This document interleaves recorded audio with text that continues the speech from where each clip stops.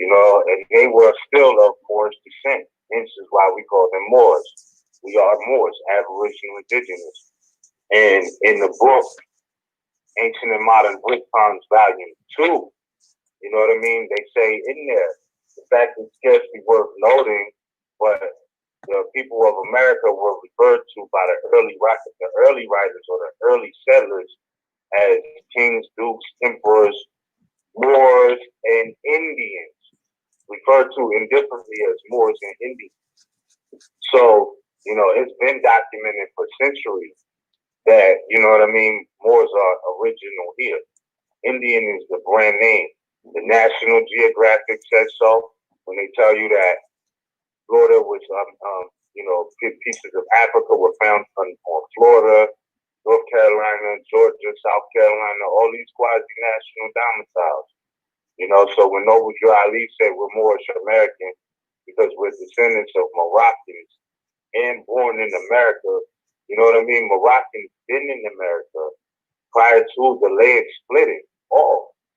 So the selfishness of you to act like, oh, well, you know, Moors are Berbers and Iberians and, you know, they had no place here. They have a home to go to. And it's like, come on, bro. Like, you obviously don't know about territory. Exactly. You know what I mean? You don't know about the history of or the chronology of this planet Earth. It's not a myth. Because they like to go into all of these myths about this is Turtle Island, you know what I'm saying, and all this crazy shit. Like, these ain't mythology stories, just like the Three Little Pigs, just like Riding Hood or whatever. You know, the Wizard of Oz. Yeah, all of these things are mythological stories that has some truth and falsehood strangely mixed. But in real politics, you know what I'm saying? If you're sitting here and you're saying this is Turtle Island, it's not that you don't have the right to make that claim, but you know that has nothing to do with the real politics as far as, you know, somebody recognizing that as a territory or a territorial jurisdiction. So, you know, but if we talk about mythologies and things like that, we could go into every continent on the planet and they all have a story about a deluge. You know what I'm saying? Which likens it to the fact that that's not a myth. That's a true story because it's in every culture. If you look at the Olmecs, Aztecs, Dutch Quetzal, etc., you know, they talk about this in Atsamoko. They talk about this great deluge. You know what I mean? The same one that was spoken of in the Bible. The same one that Noble Drew Ali was speaking about in the Circle 7 Holy Quran when he was talking about the great earthquake that caused the Great Atlantic Ocean. Well, that means that the land was connected. So, you know, if you go back to trace your lineage and all you could go back to is Cherokee, and you got a lot of study to do. You have a lot of common sense to turn on because there are limits in your timeline. You know what I'm saying? And even with timelines, it's hard to even trust them. Cujo, you seen the clip when we was on the plantation and on the plaque, they had two different dates on the side. Yeah. I mean, one of the dates said 1928 and the other one said 1298. Mm-hmm. So it's like when you go back in time, you want to avoid time warps. Because who's telling? You know what I'm saying? Who's counting anyway is what they say, right? You know what I mean? I've been here for a while, but who's counting anyway? That's how they play. So it's like when we look at the timeline, you know, understanding time is an instrument that we created to measure or chronicle events. You can see that it had a different form. The earth had a different form than it did right now. It's just the same thing, broken off, lands underwater, water above land now. Land above water, etc. So yeah, man, that's a key component to understanding how Moors are original here. You understand? Can't forget that. The earth wasn't always like. Let's throw this out there too. Drew Ali in time. Allah has sent us a prophet and sent him in time with a holy message which is divine. He came to let the Asiatic of America know that they are of the ancient family of the Moors. His spiel was to Asiatics first. Why? Because they have been sinners since their departure from their forefathers' religion. O sinners, why don't you hear the soul of Islam ringing in your ears? The Prophet has said that if I were you, I would get ready before you are made to do so. Now come and pick up your forefathers and mothers' ancient and divine creed, which carries your national name indeed. It will entitle you to your rights, which you have been denied. Because in 1774, your light was cut off from the ancient Moors. And that is why Allah has sent to us a prophet in 1886 to prepare the light that was out. In 1925, the prophet said, I have mended the broken wires and have connected them with the higher powers. So come on, Asiatics. Don't you want to go? We are marching on to Canaan. I used to think that it was a city in the sky, but now I know it is here on earth. Don't you want your share? So there's no share if you're not honoring your foremothers and forefathers. And for people to take the nationality presentation that Noble Ali brought and try to discard it and claim that, oh, whatever Moors are talking about, that's religious or whatever, lets you know that people are off. Because in his own words, he tells you that the divine creed of your foremothers and forefathers is what carries your national name. That's how you're even getting to it, which is again why he said this is divine first. Because if you're not lined up spiritually, forget nationality working. It's not going to have any effect if the individual has not prepared themselves spiritually to house the idea of being a national or having a nationality or we are a nation. Like, those are ideals. Those are places mental that you have to be lined up divinely in order to be in tune for nationality to be something. For nationality to really be something, for us to not have to say it's the order of the day anymore, people have to stop just looking at nationality on its own, which is where everybody else who's not claiming that they're Moors, but they're everything else, is why they're stuck. And they're holding everybody else up.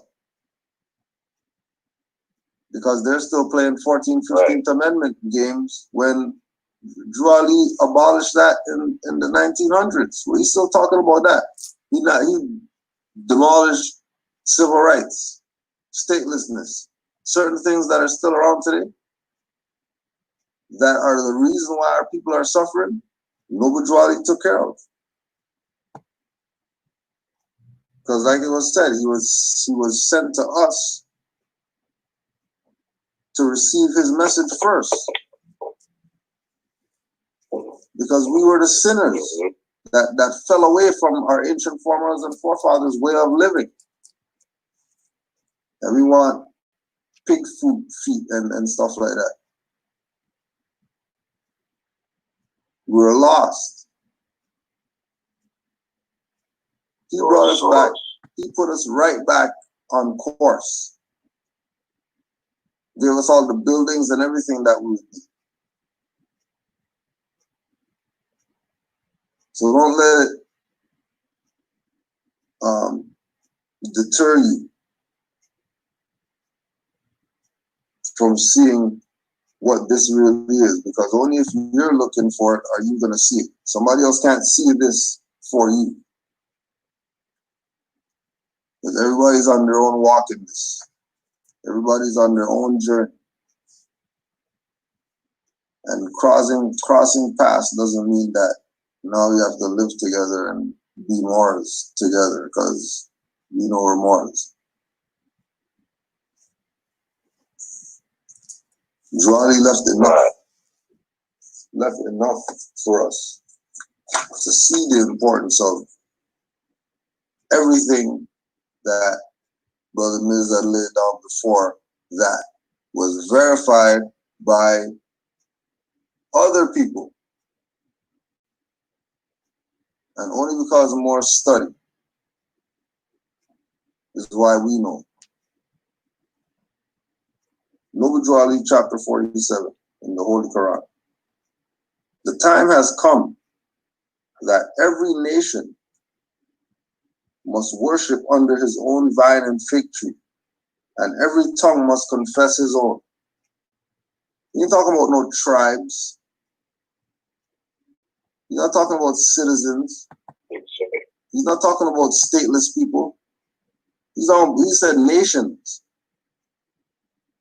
Every nation must worship under their own vine and fig tree.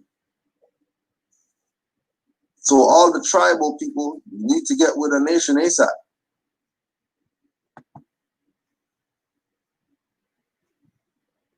Yes. It's like when they have lockdown, when they're doing lockdown at the school. And once lockdown goes down, it doesn't matter if that's your class or not. Find a room, get in there.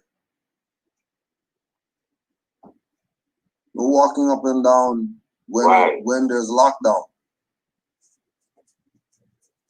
And then anybody else who is in a room, make sure you check the hall, make sure nobody's in there. And if somebody is in there, pull them in your room.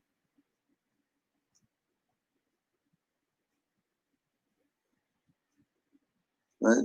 Not playing tribe, not playing the one guy walking up and down the hall while the gunman's running loose in the building. Because your dumbass had both your headphones in and you didn't hear that the school is in lockdown.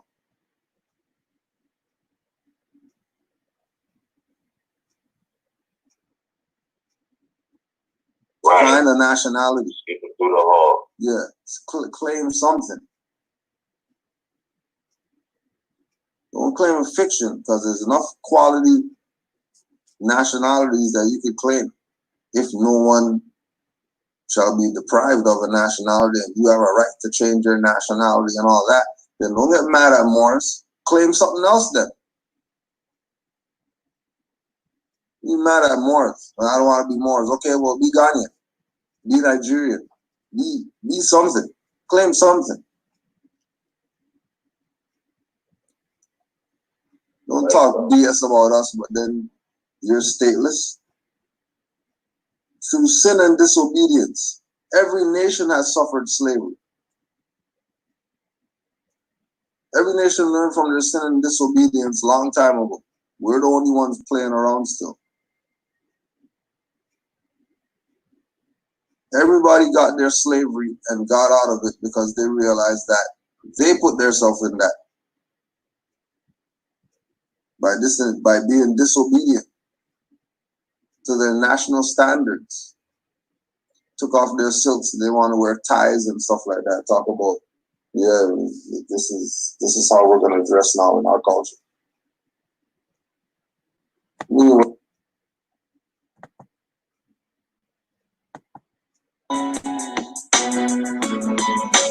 More lives matter. It seems like black lives don't matter. More lives matter. Shot in the back, running or choked out to death on the corners. Mistake the stage before inside him, says the coroner.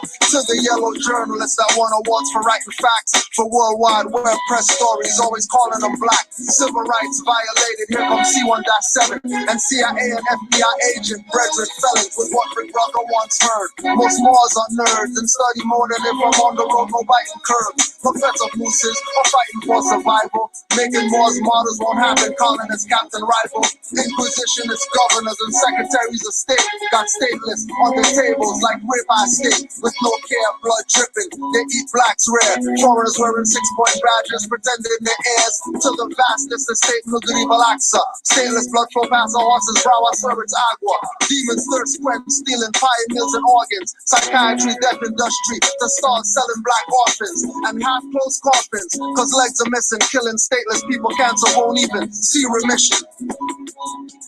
More lives matter, but it seems like black lives don't matter. More lives matter, cause it seems like black lives don't matter. More lives matter, cause it seems like black lives don't matter. More lives matter, cause it seems like black lives don't matter. System, what system? Not gonna make myself no victim. Run down and kick them off, educate oneself and flip them. All of the titles of nationality strips them. Must grip reality in order to really grip them in this third dimensional illusion. Organized chaos, confusion, stealing your attention. Mental intrusion, universal laws, declaration of the ancients. I self-law and master from the rooftops to the basements.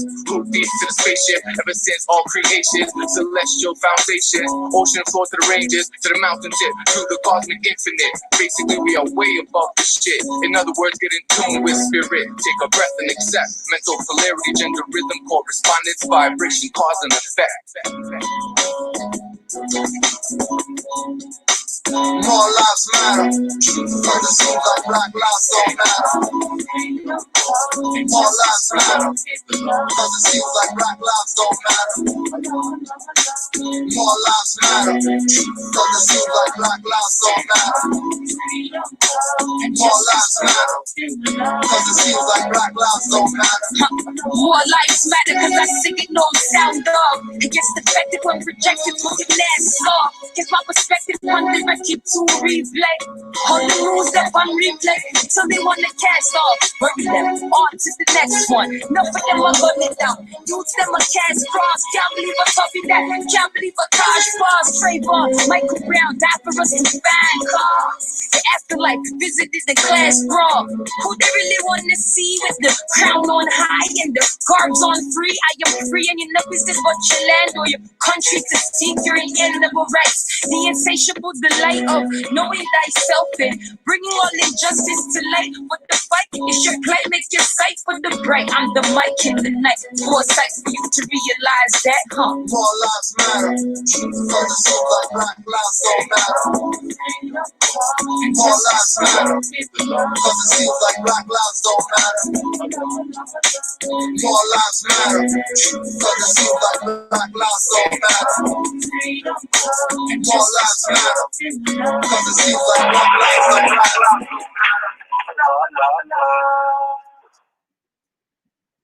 But first we would like to let you know who is this group that's always referred to as Black Group. Actually, the followers of the Nationalism and Nationalism, we don't call ourselves Black Muslim as such. We don't put all the Black Muslims thinking you're I said not Black Muslims. I think it's a we don't call ourselves Black Muslim as such. We don't call ourselves Black Muslim as such. This is the name that was invented by a so-called Negro preacher named Reverend Peter Lincoln. This is the name that was invented by a so-called Negro preacher named Reverend Peter Lincoln, who was a preacher, Methodist preacher down in Atlanta, Georgia, being selected and sent to Boston University, where he did some research on the Muslim, the work of the Nationalism and Nationalism here in America. That's how Reverend Lincoln came to study. He wrote a thesis, and that was accepted. He was called a doctor. I think he's a doctor of Muslimology. And he developed his thesis into a book called The Black Muslim. And today the white man calls us the Black Muslims, not because we are black people who are Muslims, but he tries to make it look like we are black Muslims, something distinct, separate and apart from the Muslims in Africa and Asia. Because the number one tactic that the white man has always used And he wanted to suppress and oppress and exploit his divide and conquer. So he tried to divide us from the Muslims abroad. He tried to divide us from our own people here in this country. His constant tactic or effort to create division and divide us has been a failure thanks to Almighty God Allah. His constant tactic or effort to create division and divide us has been a failure thanks to Almighty God Allah. As Muslims, we are the same as the people who call themselves Muslims. As Muslims, we are the same as the people who call themselves Muslims. As Muslims, we are the same as the people who call themselves Muslims. As Muslims, we are the same as the people who call themselves Muslims. As Muslims, we are the same as the people who call themselves Muslims. We are Muslims because our religion is the religion of Islam. And there are 725 million people in the dark world, primarily in Africa and Asia, whose religion is the religion of Islam. 725 million people in the dark world who 5 times a day drink off liquor and bear witness to the good after Allah and Muhammad is the apostle of Allah. In the language of our forefathers, the knowledge of the right Muhammad is taught us, they say, Ashhadu la ilaha illallah wa ashhadu anna Muhammadan Rasulullah. Before you and I were up,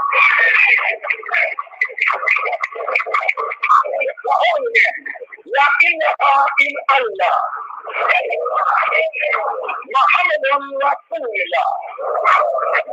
Yes.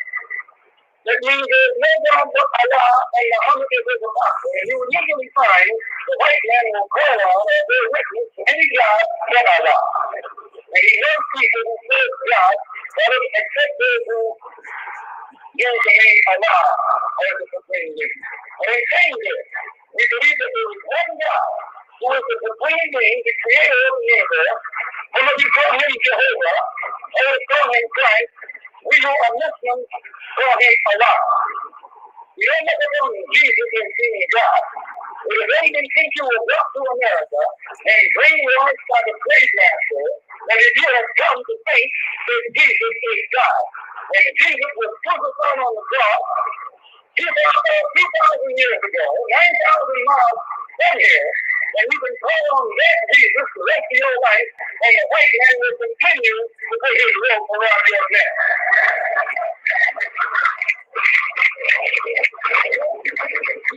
And in the Bible, please, in the Bible, there is one God.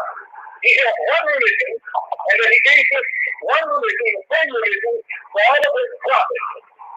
Which means Abraham was a Muslim, Lot was a Muslim, Noah was a Muslim, Moses was a Muslim, Daniel was a Muslim, Jesus was a Muslim, all were Muslims, all practice the religion of Islam. You cannot name one prophet, please. You cannot name one prophet in the Bible that came from Europe. No prophet came from Europe.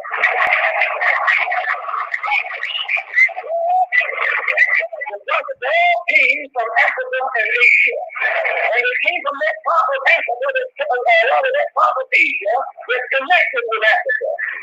And this is one thing that you need to know before you can really have a love for the prophet and a love for the religion that was taught by the prophet and a love for the God who was represented by the prophet. I think about it.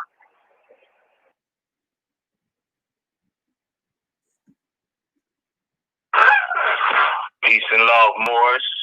Thank y'all for tuning in to MHHS Eyes Wide Open, Sons of Allah, for June 2020. My goodness, June 18th or the 18th day of June 2020. I am Ms. Raheem, my left L. I am here along with my brethren, Cujo Adro L. Peace, Noble. Peace and love, Moor. Islam to all the Moors worldwide. Honors to all the mothers. How you feeling, Moor? Yo, you know what's crazy? I don't think I ever felt like this before. Like, we're doing on some real talk, bro. Like, that's a fact. Shout out to everybody in the chat. That's a fact. Yeah, shout out to everybody in the chat. And Moors.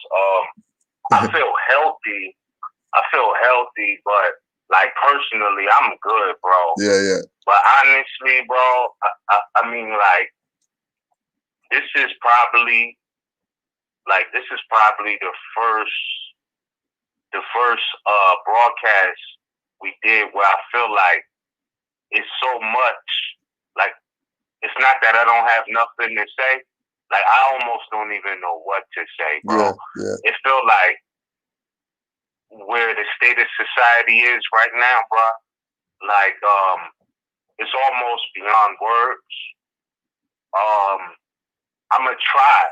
I'm gonna do my best to make sense of what I analyzed since our last MHHS Sons of Allah broadcast. You know, simultaneously being live streamed on Canaanland YouTube page. But honestly, bro, like, I don't know, bro. It's looking crazy right now, bro. Like, all right, so hold up. Just for the record, once again, we are here on a very significant day, 18th day of June, 2020. We know that some people are looking forward to the aspect of the Juneteenth thing tomorrow. You know, we being in tune with natural law knows, we know that what's really jumping is the summer solstice is hours away. You know what I mean? June 21st. So it's like, bro, like, I don't think we ever had a class where or a dialogue or a session where it was just so much going on in the world that you just know from the jump that you can't even talk about everything, even within the 3-hour time limit. Like, it's just really not enough time. And to me, that's kind of like discouraging because it's so much to go in on. And it's crazy, bro. It's crazy. The last MHHS Sons of Allah we did was a few days before this whole George Floyd thing happened, you know, before our very eyes on TV. You know what I'm saying? So if we could put this in perspective, from our last Sons of Allah, MHHS Sons of Allah broadcast, from then to now, how much stuff it actually is to catch up on. I don't want to waste time keep saying that, but to your question, I don't think I ever felt like this, bro. For real. You know what I mean? Because all of this popped off in the midst of a pandemic, and we seen what happened. You know, with the George Floyd protest. Honestly, you know, I'm not sitting here trying to promote violence. I just, to me, I know there's many Moors who are not for the protesting, and I get it because in the end of the day, that's not the ultimate resolution we want to see. However, it is a means of action that is somewhat beyond words, and in that same sense, a lot has been revealed. I try to stay on the lesson that Noble Drew Ali left, you know, in the Circle 7, whereas the jewel was dropped to look for the best in others and give the best of yourself. And that's what I endeavor to do. So, you know, if we just look back at the last 90 days, you know, March 19th to June 19th, that's one whole season. You know what I mean? I'm 33, bro. I never lived through one season under, you know, the state of society being what it's like in the past 3 months. Never in my life. I haven't seen it. This is just different. So I'm not, you know, sad or down about the colonial institutions collapsing and things like that. But I can honestly say 90 days into life being like this, out of 33 years and some change, I'll be lying if I say I feel a way that I've felt before. I don't. I just don't. You know what I mean? And that's the truth, bro. Because I'm cool, you know, staying to myself and everything like that. But to me, it's kind of disheartening when I go out into the world and I see everybody having to wear these face masks, even if they didn't have to. It's just mad weird to me, bro. Like I never seen this before. You feel what I'm saying? Like, I get it. You know, we don't want to be reckless and be like, oh no, you know, don't do that. I mean, it's not healthy. You know, I get that because you gotta breathe in the same air that your body is trying to breathe out with these face masks. If you're dealing in society for whatever reasons, it may be, you know, your groceries, toiletries, whatever it may be.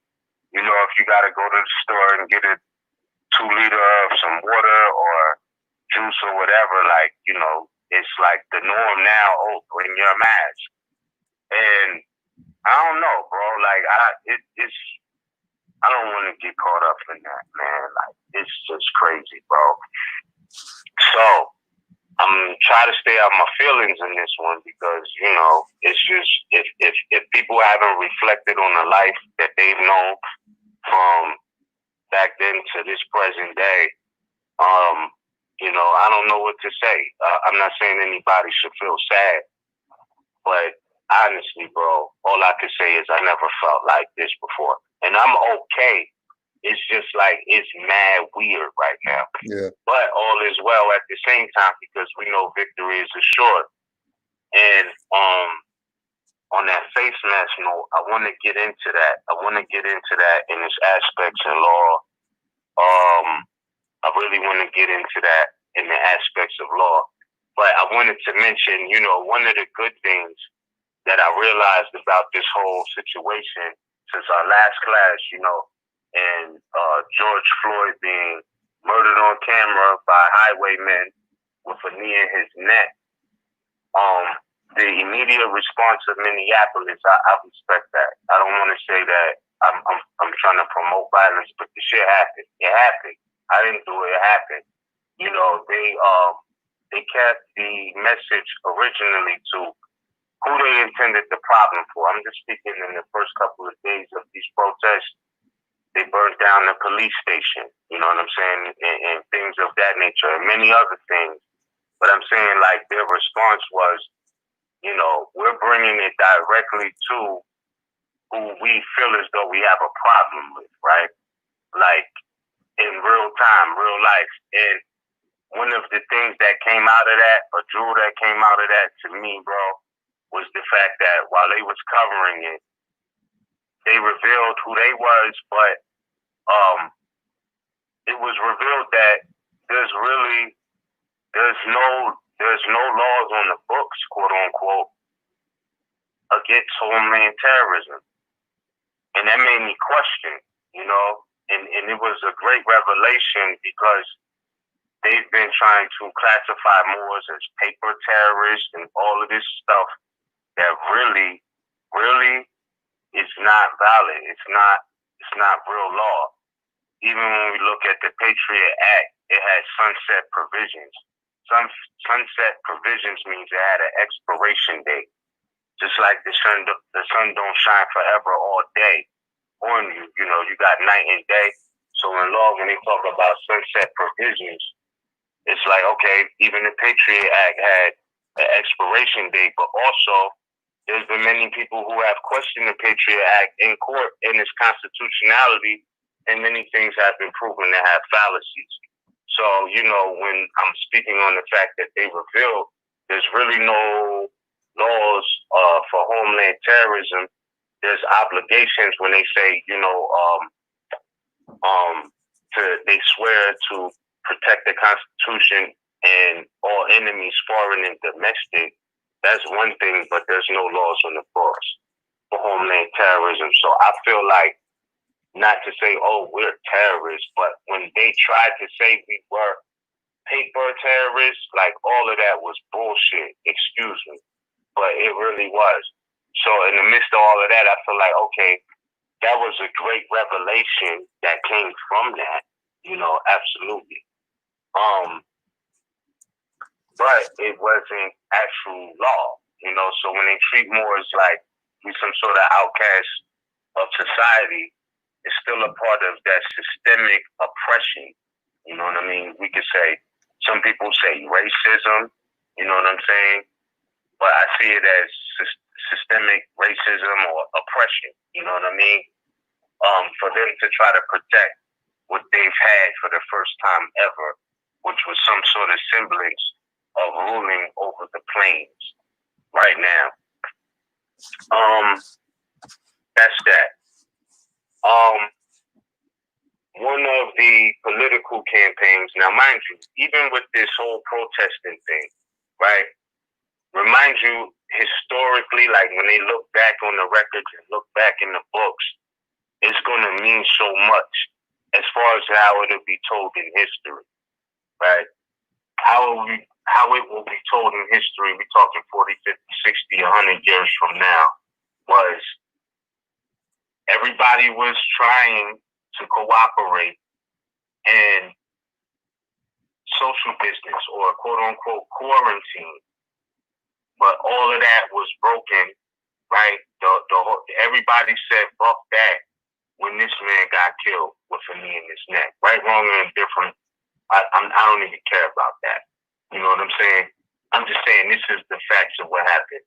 This man got murdered on camera with a knee in his neck. And everybody all across North America and the globe started protesting this, right? And they got more attention than ever, and all of these things came out. So it will be told that really, or it may not, but officially, like the first large crowd gathering you've seen since the social distancing, since the COVID-19 hit as a threat in the society, was these protests. To keep it in perspective, you know what I mean? These were the protests that showed a live image of something outside of being in your house after 60 days of so-called quarantine and whatnot. This is what happened.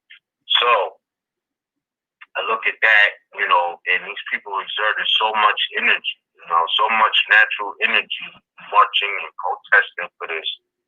And then to turn around and another brother gets shot in his back in so-called Atlanta, Georgia.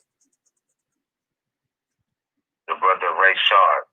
Now, DUI or not, law is law. Law is specific. Legalities are specific, and they shot this man in the back. The most cowardly thing you could do ever, in my opinion, is shoot a man or stab a man in the back. Facts. Backstabbers. We all heard the phrase before. Facts. Backstabbers. Facts. You know what I mean? And back shooters. Right? So, he didn't really have no deadly weapon when you look at it. And they charged this man, they charged these policy enforcers or these highwaymen yesterday. Yes, they did. You know what I mean? But keep in mind that was a political move. They had to, but they did do. If you listen to when they read why they decided to charge these policy enforcers for killing this brother at a Wendy's,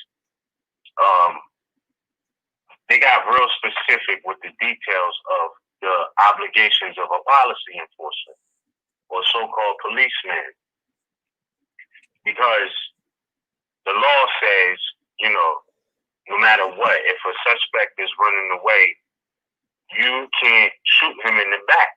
You can't shoot him. You got to catch him. You know what I'm saying?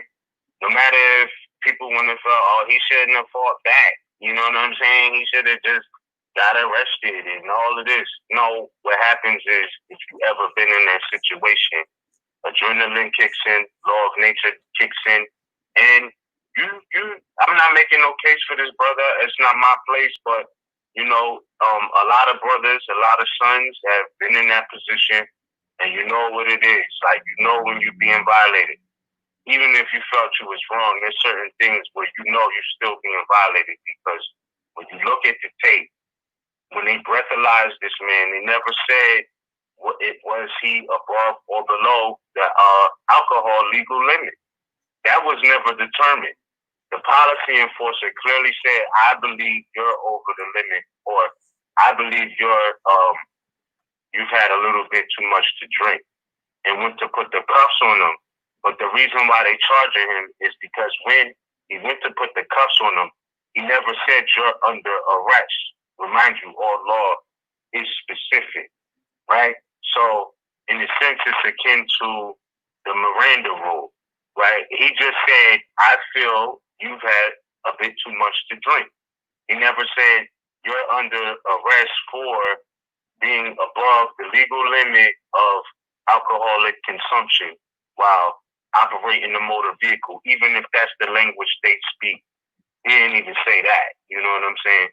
It was purely on record a discretion, and the brother was not feeling that. And I just feel like that's the most cowardly thing that could happen, because it's like, okay, even if he turned around and shot a taser back at these highwaymen, it wasn't deadly force he was using. And even if they feel like they had to shoot him to stop him from running, they didn't have to shoot to kill. They could have easily, if they felt like it, you know what I mean? They just wanted to capture him and stop him from running. You know, they could have shot him in the leg. You know what I mean? And I'm not, and see, but this is why law is specific. I'm speaking of it like if it was a personal thing, and that's not personal, because the letter of the law says for that police department that they cannot, you know, shoot a running suspect. They can't do it.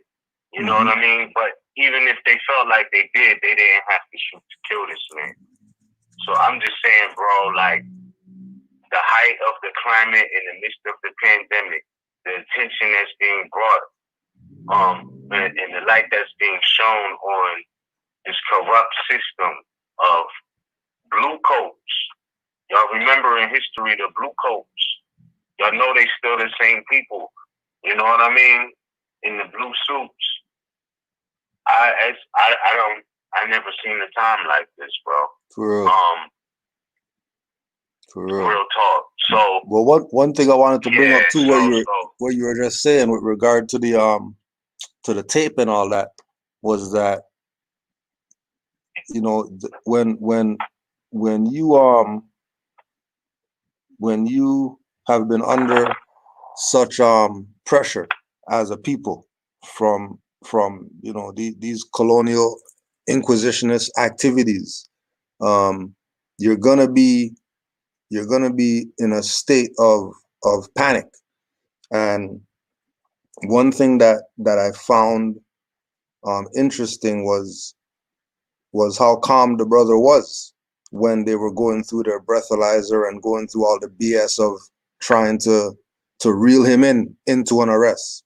And the whole idea of him fleeing or whatever like that is based on that thing that you said. Well, if I'm not under arrest, why are you putting cuffs on me or whatever, right? And like, hold on a second, why are you putting cuffs on, right?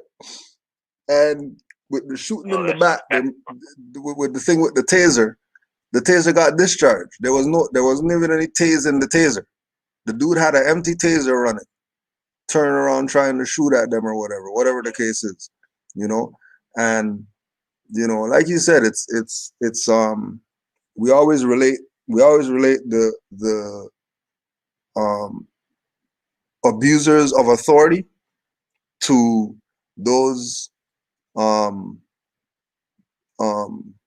punk asses in high school who didn't get girls and stuff like that, and the punk asses who got teased and all that stuff, and they couldn't take the stuff, so they became a highwayman, so they could just have the power to abuse people just because they haven't dealt with their bully issues. That, you know what I mean, everybody else who has any type of honor, eventually you're going to stand up to the bully, you know. And also with the climate of everything that's going on, Nobody even really knows if these guys are real highwaymen. I personally think for maybe the past 4 to 6 months, we've been dealing with foreign mercenaries that are wearing these uniforms. Those are no people who got no job and all that type of stuff or whatever that are from here.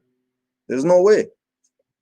Their antics are too cutthroat. Their antics are too over the board of violation of law. You know? And then you have the whole other aspect of, well, shit, if the Boston bombing was some crisis acting or whatever, then who's taking this stuff serious? Is any of this stuff real that's going on? Did dude really get it in his back? You know, was that really George Floyd, or was that, you know, Steven Jackson pretending to be somebody and stuff like that? Who knows what the hell's going on right now? Because all this stuff is a movie. This has been Truman Show in the past few years. Everybody's finally walking up to the sky and realizing it's a wall. There's not no sky. Something's wrong. Something's definitely wrong here. Like something's wrong on so many levels here. From you know, the thing with the, you know, protesting, and then really and truly the protest is really a contest. A race is a contest, and then everybody's protesting because of race, but there's nothing happening with the protests like that. That absolutely nothing happening with the protests. And I keep saying it again. This has to be the Truman Show if these people are singing "We Shall Overcome" at some protest in 2020. There's no way this is real. There's no way this is real. And they got Al Sharpton on the stage in 2020. There's no way this is real. This can't be real. Everything is a mask right now. Everything has a COVID mask on. You can't see what's going on. You just have to assume that something's going on. But do you really know? Have you really went to visit these highwaymen that they say they got arrested or whatever like that, see them in the cell or whatever? Or are you just going with somebody said? And then the people who said is CNN and Fox and all the people who, you know, they're part of the yellow journalism and talking BS or whatever like that. You know, given whatever narrative that they want to give so that they can get some type of reaction from the people. I've been business as usual, other than going to the plantation every day. Other than that, it's been business as usual. I don't know what's going on. You know what I mean? I already turned off the emotion box and all that stuff years ago, so I don't know what's going on there. All I know is what's going on when I go outside, or if I talk to people, or if somebody sends me something or whatever like that. But there's an aspect of the operations of COINTELPRO, FBI, and all this type of stuff, yellow journalism. There's all these things all balled up into one right now. Right, justice, peace, freedom, and all this stuff balled into one. There is no clean cut thing as to what's going on. Like when these people talking about, well, you know, if it's not protesting, then don't worry about COVID. Or if it's protesting, you don't have to worry about COVID. You know what I mean? You can go out there and protest and be around each other and all that stuff. But then as soon as I leave the protest, I go to the store, they're talking about social distancing. What are you talking about? We were just at the protest with 5 million people. Like, what do you mean? What are you talking about? How do you figure that there's a pandemic right now, but you could let people burn the place down and nobody's not getting any fines for the social distancing that 2 months ago you guys were fining people? Come on, yo. Something's going on here. And like you said, this day and time is some some stuff we never seen before, never experienced. No different than when those planes went in the building. Everybody, wow, you guys actually flew planes into a building. You know, and people were shocked for a little bit until they realized that, oh, the whole stuff was a hoax and all that. They wanted to steal the gold, and nobody was on the plane. It was remote control, and everybody got their call before the day. Oh yeah, don't go to work today and all that stuff. And certain people didn't get the call and all this nonsense. Like, I don't know what's going on. But yeah, like the more I say, you can't really put it into words. You just have to, you know, put on your they live shades and just watch the fireworks, and try not to be in a place where, you know, you're gonna get trapped up. Like I seen the one with when they were doing the COVID, was it? Yeah, I think they were doing the COVID lockdown, and then the highwaymen running down the street. Somebody looked out the house. They shot them with the rubber bullet at their house. Like, how is this happening? Hold on. So look, I don't know. You know, when this first popped off, bro, I watched it for about 4 days straight. The George Floyd killing, and the murder, and then the subsequent protest in Minneapolis.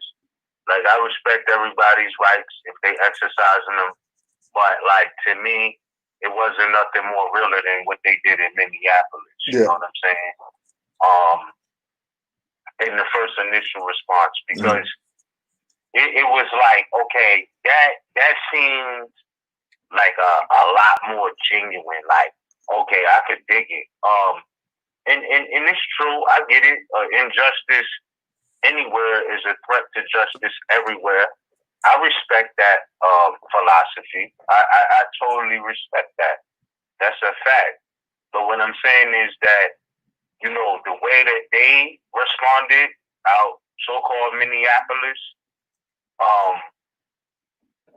I think that I don't want to say that was enough, but I think that was like a necessary evil response. If that makes sense, because I don't want to sit here and promote death and destruction, but I don't want to say, and I don't feel like they was wrong for responding the way that they did, burning the police precinct and all of that. I honestly, I'm not trying to be funny, but I do agree with, if you got a problem with somebody, keep it with them. You know what I mean? Right. And make your statement to them. You know what I mean? Right, but then, to me, like, when you start burning Wendy's and you know, convenience stores, right, that's like brothers equivalent today doing a drive-by and then hitting mad innocent women and children in the park. Right. Even though these are corporations, and I get it, I heard the response of these brothers and sisters who think they black. They like, fuck it. They've been playing Monopoly for years in an unfair way. Watch this shit burn too. I mean, and I respect their position. That's not my, but I respect that position. Right. I have to be real about it. So I'm like, okay, from that perspective, I get it, but that's not how I would go about it. You know what I mean? Personally, it's like, if you got a problem with an individual, don't be shooting up innocent people in the park. You know what I'm saying? And then your enemy is still out here living free, but you done killed 100 people that ain't got nothing to do with none of that. You just wanted to say I did something, and it's just that, to me, that's crazy. But this is the other part. This is the other part of that, though. If you know, like you're saying, okay, yeah, you know, burn the police station down, all right, but if nobody's in there and those cars were put there to burn and that building was left empty for them to burn down, then I'm looking at the stuff that you're doing as suspect, because you ain't doing nothing. Them buildings and them cars insured and all that stuff, these people getting their finance back and they got new cars tomorrow. So what did you really, like, what did you really burn down, really? If those stuff are insured, like, what did you really burn down? Right. You know. Yeah, it's all reaction based, but not solution based. Right, right. Which is our issue as a people. That there's never solutions to our issues. There's always some reactionary response that we expect to get the solution from this reactionary response, which 99% of the time you're not going to get the solution. You're going to get a polar opposite reaction to your reaction. You're not really going to get a solution to that. So yeah, okay, so you burn the stuff down, and then all right, so everything's, you know, nothing's smoldering now, right? The fire cars and all the police cars and the police station, all that stuff is not smoldering. All right, so now you have, you know, the situation of when you look at Seattle. And then they said that we're gonna make our own autonomous zone so we can, and we're the republic of the whatever. Okay, but that's within a jurisdiction that military can come in and surround that. Now what are you gonna do? Now you just put yourself in your own concentration camp. If it really got down to the get down, if it got to the get down, they can surround those people who are claiming that they took over a whatever, and do them like Black Wall Street and move 9. And then they're going to be complaining about that. Oh my gosh, how could you do that to the citizens, and you're bombing them and all that type of stuff? What do you mean how? All those people out there playing around like they got some rights or whatever, guarantee they got a license in their pocket, birth certificate in their pocket, social, they got some type of thing classifying them as stateless. So they're going to let you play your little game for as long as they want. I mean, it's not hurting them. They're not bothered. The same thing that they're saying. Why do you think they abandoned the police station? Because the stuff's insured. What are they worried about? Yeah, that was another thing I was going to say about how they backed them down, you know what I mean? And they abandoned the police station. But, you know, from a broader perspective, what you just said sheds another light on it, you know? But yeah, I mean, you know, it's interesting they did and called it an autonomous zone. Yeah. But my thing is, that needs to happen all across America. Take the territorial jurisdiction back. You got a president, Donald Trump, saying, yo, take the streets back. Like, what? Like, what? A so-called president says this publicly. You know, and I'm sure they all said it before, but it's highlighted now more so than ever. He's on there talking about, you know, Seattle is soft and they need to take the streets back.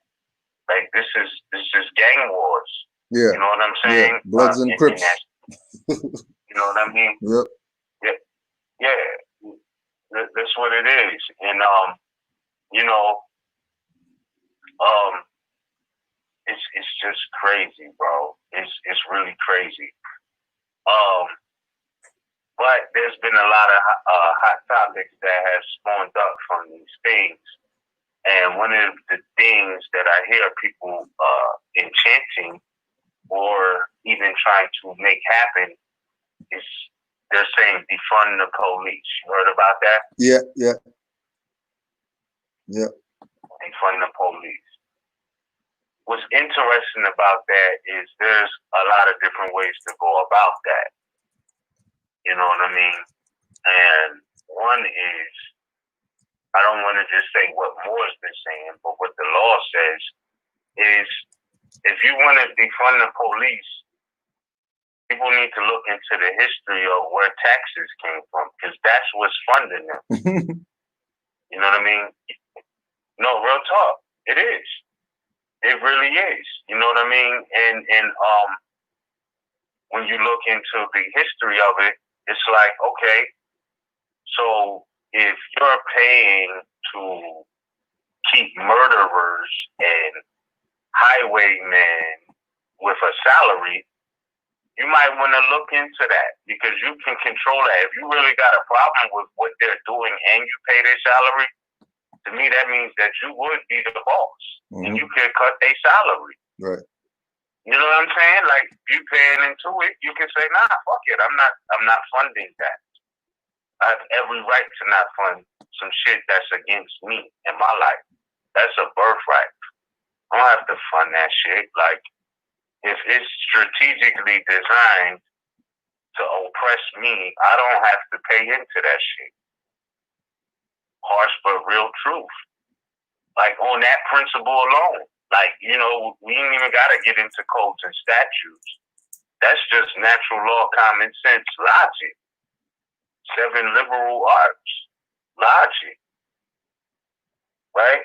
So if the people knew the law of the land, you know, and who has the ability to lay and collect taxes, then, you know, this is an issue that you could just look to Moorish information that Moors promote, let me say, or put out there, and look a little bit deeper into what that's really about and why it's important to know about that. Because if everybody is enchanting defund the police, my thing is that shit would happen instantly if people knew their nationality, birthrights. Because everybody talking about whose lives matter and all of this. Well, if you're going to talk about lives, you got to talk about birth. And if you're going to talk about birth, you got to talk about rights, birthrights. Right. So, you know, if we're talking about whose lives matter, then who's got the birthright, you know, to live a certain type of way. You know what I mean? Not just live, oh, we want to see son breathing. So, you know, you can't just stop him from breathing. Like, there's people breathing on machines, artificially hooked up. Their lives matter too. But I'm saying the quality of actually living life, that also matters. Not just the fact, because remember, there's a lot of brothers who survived attempted murders by police. Attempt murder and murder is the same amount of weight. It's intention, right? So there's brothers who've been choked out by police and survived that shit. And don't think that, you know, when they was choking brothers out in the 90s, early 2010s, you know what I mean? That all of them wasn't attempt murder attacks. Those was attempted murders, if you really think about it. But if you survive something like that, or, you know, or scuffle with the police, that means you're a survivor. That means you defended your right to life, liberty, pursuit of happiness. You know, I'm not, you know, I don't want to sound radical. I don't. I know how I personally feel, but I don't want to sound radical. But I'm just saying, you know, if you're going to talk about life and whose lives matter, then you got to talk about descent and nationality, because everybody who has a life has a nationality. Mm-hmm. So nationality is right back on the forefront in that sense, in people's birthrights. So yeah, you have the right to pursue your happiness unencumbered, unrestrained by foreigners, etc., etc. So I would say looking into those birthrights and how that goes consistent with so-called what they're chanting about defunding the police, they might want to look into, you know, the aspects of so-called taxes. Mm-hmm. And the laws about them. Because remember, the sister, damn, I feel super bad that I forgot her name, but y'all know who I'm talking about. It was a sister who was working for the IRS. I Sherry. want to say Sherry Jackson. Sherry Jackson. or yeah. Cheryl. Sherry. Yeah, Sherry Jackson. Yeah, you know who I'm talking about. Yeah. But she was in her logical mind, but she wasn't in propria personis juris though. Because Jackson was not her name, but that was the name she was bearing. But she had a lot of common sense. And when it came down to the fact that, you know, they put the ad in the paper, and her being an agent went and did the knowledge research and couldn't find any laws proving that, you know, because it was a reward out. What was it, 10,000, 50,000, showing the actual law that you had to pay taxes. You know what I'm saying? And she went to do the research, asked her superiors while she was in that position, and none of them gave her an answer. Listen, I don't, you know, okay, I'm not going to condemn nobody right now we know Antonio Brown could be considered a weirdo. We know we could debate what Floyd Mayweather could do with his money or his Federal Reserve notes. But if you listen to his stream with Antonio Brown, he pointed out something. And it might be a reason why Floyd Mayweather is that rich. Because he knows there's no laws paying tax that say you have to pay taxes. Like, he knows that. I'm not trying to, get into his pocket. Everybody know he promotes himself as the money man, the money team. But he definitely said out of his mouth that he knows there's no laws on the books that say you have to pay taxes. And that might be a reason why everybody considers him so rich. It just might be. Go back and listen to that interview. He was breaking that down. So I'm just saying, if you really want to defund them, there's certain, there's many different ways to go about that. That's all I'm going to say with that. And I'm not saying Floyd Mayweather is a good person because he bought 100 cars. I'm not saying he's a bad person because he bought 100 cars. I'm just saying he ain't as dumb as y'all think. That's a fact because he clearly said that. There's no laws on the book saying you have to pay taxes. Now, I'm not saying he did or didn't pay taxes, but I'm saying that he knows that, and that's a fact, and it may be a reason he is that rich, and that's a fact, you know what I mean? So-called rich anyway, with or has abundant Federal Reserve notes. You just leave it at that.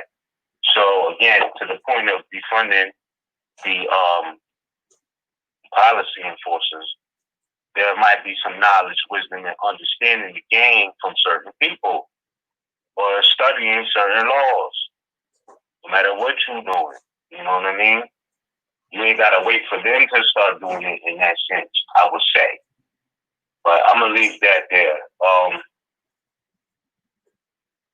I don't know if you want to add on to that, but I wanted to get into some possible remedies we could build on for the state of society right now, bro. Islam. Some more. I hear that. Islam. Okay. So June 18th, 2020, Gregorian calendar, right? By all accounts of public records, we're living in a plague society or virus-threatened society. And there's certain businesses that are reopening up with restrictions and things like that. You know where I'm at exactly. But I briefly spoke with you about this the other day. And I think that in these days and times, there's nothing more clear. There's nothing screaming that we need to get back to the Constitution like these times right now, bro. And the reason I say that is because the wisdom of the ancients is very real and it's reflected in the Constitution, right? The lawful money, according to Article 1, Section 10 of the Constitution, whether it's for corporations, natural persons, it's not the point because natural persons go to corporations and deal in production and exchange. So what I'm saying is if that was the law that was in place, still, not that it's not the law of the land, but if it was heavily followed, there might be some remedies as well and preventions with that as well and reductions of threats. Because, when Article 1, Section 10 says that, the only lawful money is gold and silver coin, essentially, there's so much wisdom with that natural law being, substantiated or cemented in American law because, with gold and silver being both noble metals, silver is the only metal that bacteria cannot live on, right? Bacteria cannot live on silver. It's been known to kill bacteria and viruses. This is silver.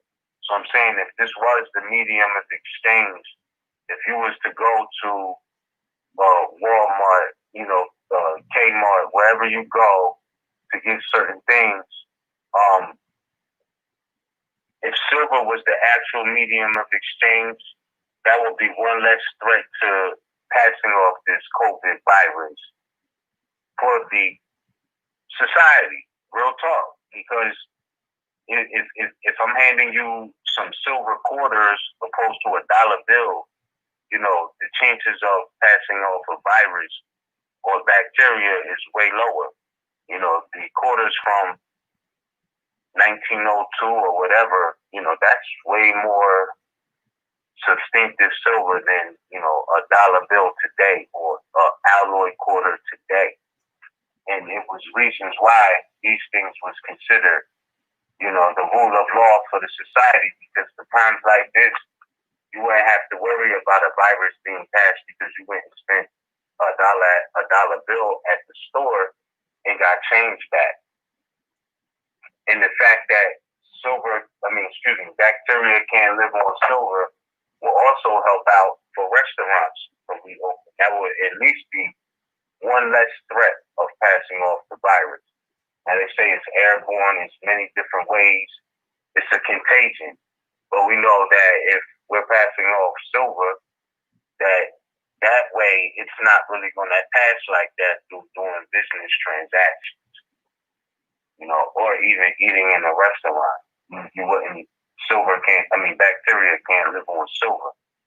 So I'm just saying, bro, like I said before, this is certainly warning signs for us to get back to the Constitution if this society is going to be saved as we think we've known it. That's all I'm saying, bro. Any thoughts on that? Oh, no, Mark. I mean, yeah. It's going back to that same thing. Like, I don't know about virus and all that. I don't know what's going on. Like when there was pandemic and lockdown and all that stuff, like I was still going outside, going to the store, doing whatever, like it was regular. It wasn't, I don't know what's going on. I'm absolutely out the loop as far as that. Like I'm out the loop. I don't know what that is. I don't know, you know what I mean? Especially with things like well, the virus can't live in a heat and on cold and all this type of stuff. Well, I mean, the amount of heat we've been got, there's still something out there. Then this is some super virus or some shit, because ain't no way this stuff's supposed to be out there still like that. Yeah, bro. You would think it's not. I personally, man, I ain't really been in contact with too many people. A couple of family members here and there, and we all good. Yeah. You know what I'm saying? But I'm telling you, bro, either it may be because people get sick around this time of year. I don't get sick around this time of year really like that anyway. It may be that, but I'm telling you, bro, that thing is real, bro. Like, it's a lot of people I know, they not saying they got it, but I can tell they got it, bro. Like, it's been time, and I'm hearing people cough like I never heard them cough before. Yeah. I talked to a couple people, and it I don't know, it's feel like it's kind of embarrassing for those who may feel like they got it, because nobody want to say they got it. You know what I mean? It's like something that's hard to accept. People may get it and can't get tested based on where they're at. They say testing is up and all of that, but there's still many people that haven't been tested. And I just could tell, like, people are concerned. A brother that I've known since high school called me maybe 2-3 weeks ago. Mm. And, he didn't come out and say, yo, I got this, but he called me like, yo, Liz, I need some reference points on detox in my body. You know what I mean? Mm. So when he said that, I'm just thinking like, oh, you want to do a detox? You might need to fast, right? That's what he texted me. But then when he called me, you know, he was damn near coughing his lung out, bro. And I'm like, oh man, you know what I'm saying? And I'm seeing this more and more in society. People coughing, sneezing, and I don't know. Maybe I might be overreacting, but I think that it is something that Yeah, I mean, and maybe not as deep as they first said it was. I don't think it's as deadly as they first introduced it to be, but I do think that it is something real. Because I personally do not put it past none of these so-called powers to be to release a trial run of something that can be deadly and increase the dosage later. Right. I don't put it past them. Not at all. Not at all. Say it's not real. If I was to say, brother Cujo, like, if I was to say this COVID-19 thing is not real, I feel like simultaneously I would be dismissing a prophecy. Like, and maybe I could, but you know, Noble Drew Ali told us in the divine warning that this type of stuff was going to happen. So for me, like, I don't sit comfortable with saying, oh, this is a hoax. Like, because I already read the divine warning, and we was warned that this shit would happen if this other shit that's going on that's off the chain kept happening. And it kept happening. And we're here. You know what I'm saying? Yeah, so for me, like, I'm not quick to say that this is a hoax because I will also be dismissing a prophecy. I can't do that not knowing all of what's really good. I'm just not ready to say it's a hoax. No. Because the prophecy is manifesting. I see it clearly. No, don't get it wrong. Not that there can't be something out there. But if I look outside and I'm not seeing people just lying in the street dead because there's a pandemic, I'm not really looking at it like it's like that, because that's what pandemic, that's what I see in my mind. If they say, you know, you go outside, breathe, you're gonna get something, then I should look outside and there should be people just sprawled out dead out there. There should be nobody wanting to go outside, people taping up their windows and stuff like that, taping up under the door, making sure none of that outside air gets inside. And then if it's something real like that that's out there, then everybody's supposed to have those tear gas masks if they're going outside. You're not going outside with some paper stuff on talking about you're stopping something, because you're not stopping nothing with those masks. The people who make the masks tell you that you're not stopping nothing with these masks. So something's going on that's not right and exact with regard to the thing. You know, like you know. Now I know I'm not immune to some shit, but I'm not wearing no mask or whatever like that. But I got a bandana on or something like that just because shit, I ain't taking no chances. I'm not dumb, but I'm not gonna be, you know what I mean? I'm not gonna be, you know, out there touching everything because I think nothing's out here or whatever like that. I'm not saying that. Don't get it messed up. I'm just saying by the looks of it, things look a little suspect. Everything looks suspect right now to me. Everything to me, unless I could reach out, touch it, stuff is looking suspect. Absolutely, severely suspect at this point. Yeah. I definitely agree 1,000% with what you're saying, bro. I definitely do. But I also know that viruses, you know, they can take time to kick into full effect, to go full blown. And we only talking about one season. It may not be what they said it was. You know what I mean? I personally believe it's not. You know, but it still may be something. You know, you got to look at all of the storylines of these zombie movies. It start off slow and then they progress and they progress and they progress. And it's like the virus takes effect after a while. So I'm just saying, to me, it's still too soon to call. But I will say that it's bringing a lot of ideas to the forefront.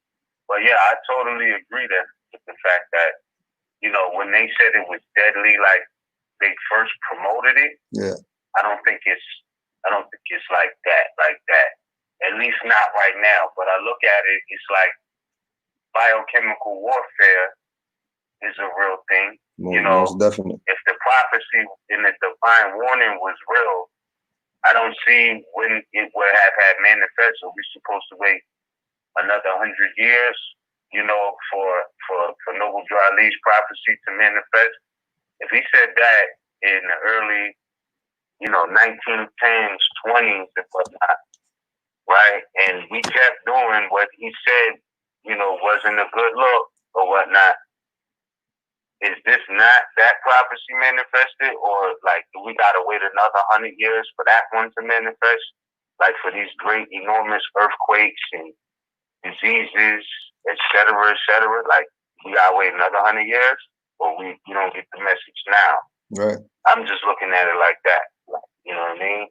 Either it's real or it's not. Either we living in those times now or we not. Either he was a prophet or he wasn't. Like, because to say that it's not is to dismiss that prophecy of diseases. So I would say that maybe it's not a pandemic, but it definitely seems to be a virus out there. You know what I mean?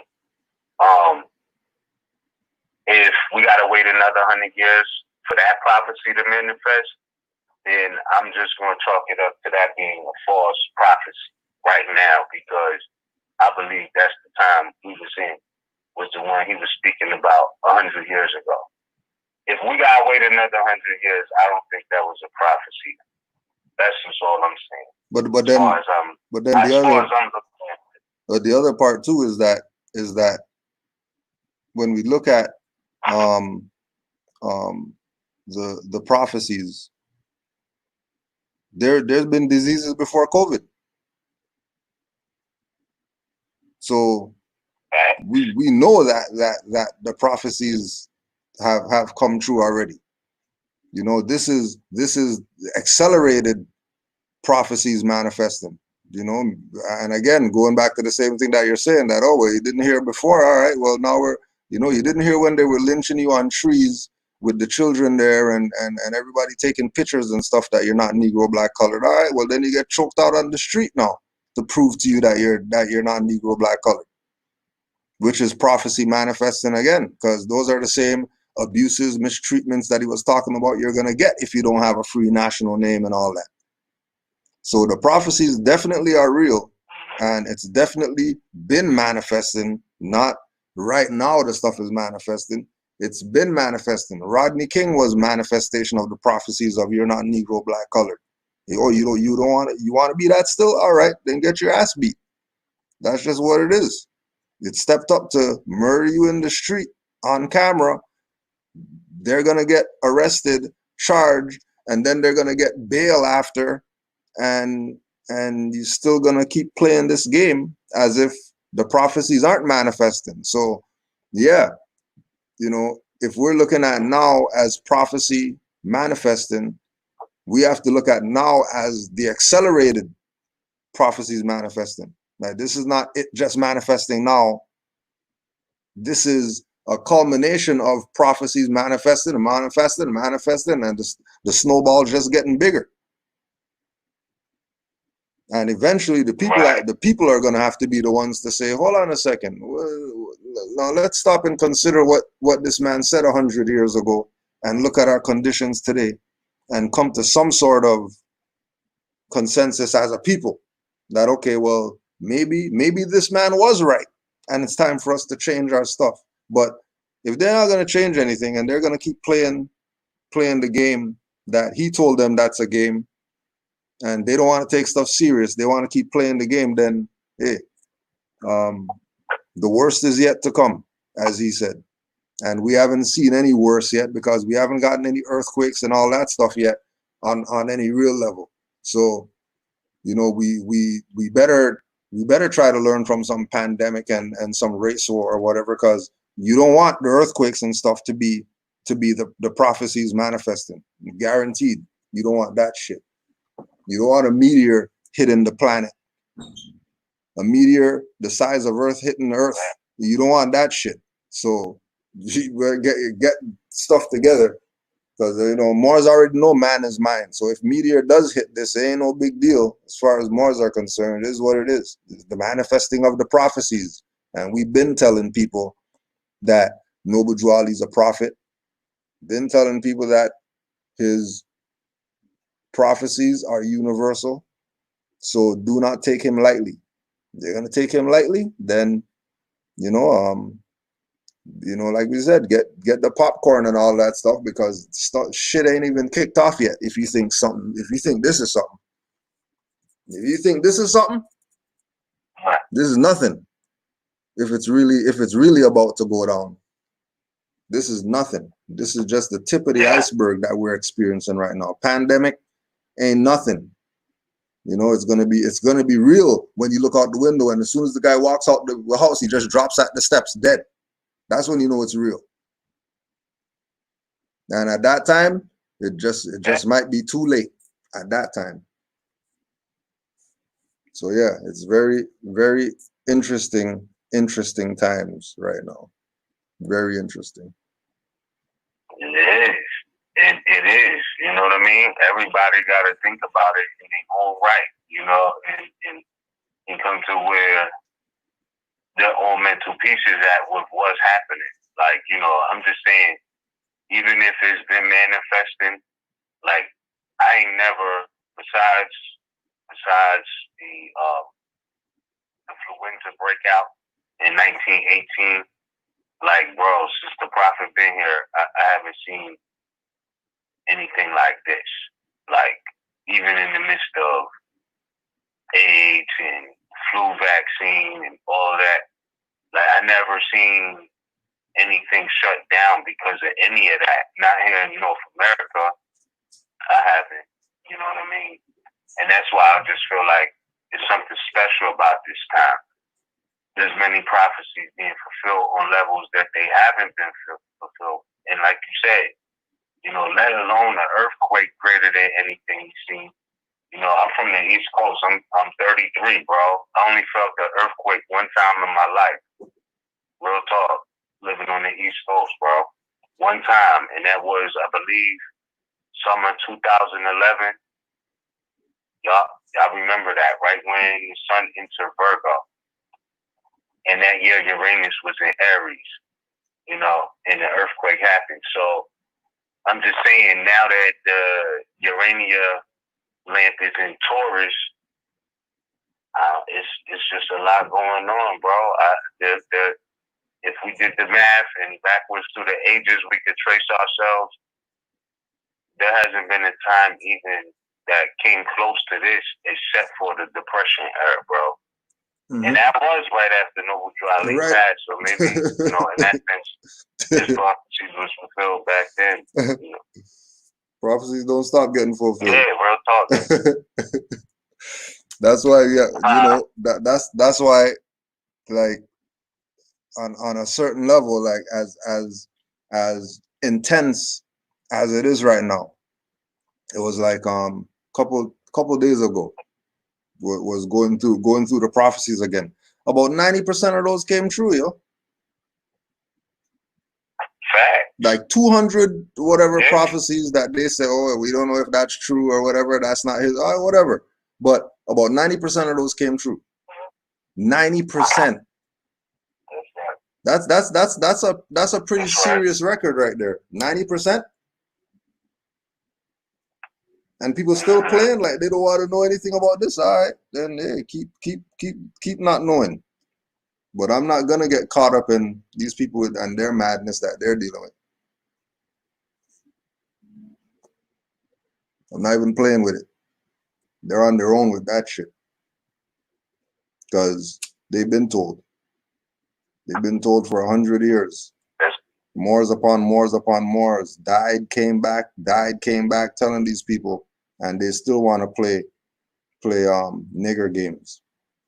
Maybe they need some pandemics and shit like that right now to wake their ass up.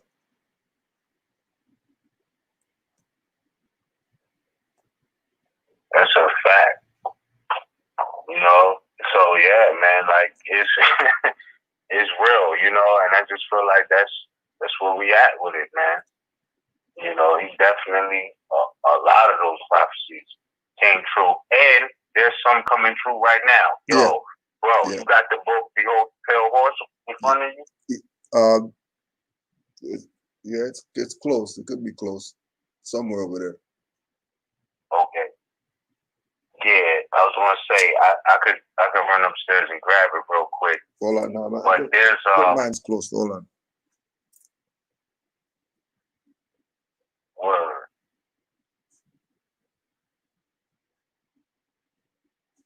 Yeah, that one is shit. Yeah, that one is definitely shit. Yeah, I got it. You got it? Yeah. Yo, page 176. I want to say this because we were speaking about where this is going, right? Yeah. We can talk about where we've been, but we also got to have common sense to look towards the future too. Mm-hmm. If you could turn in page 176 in there, and you know, add on this part.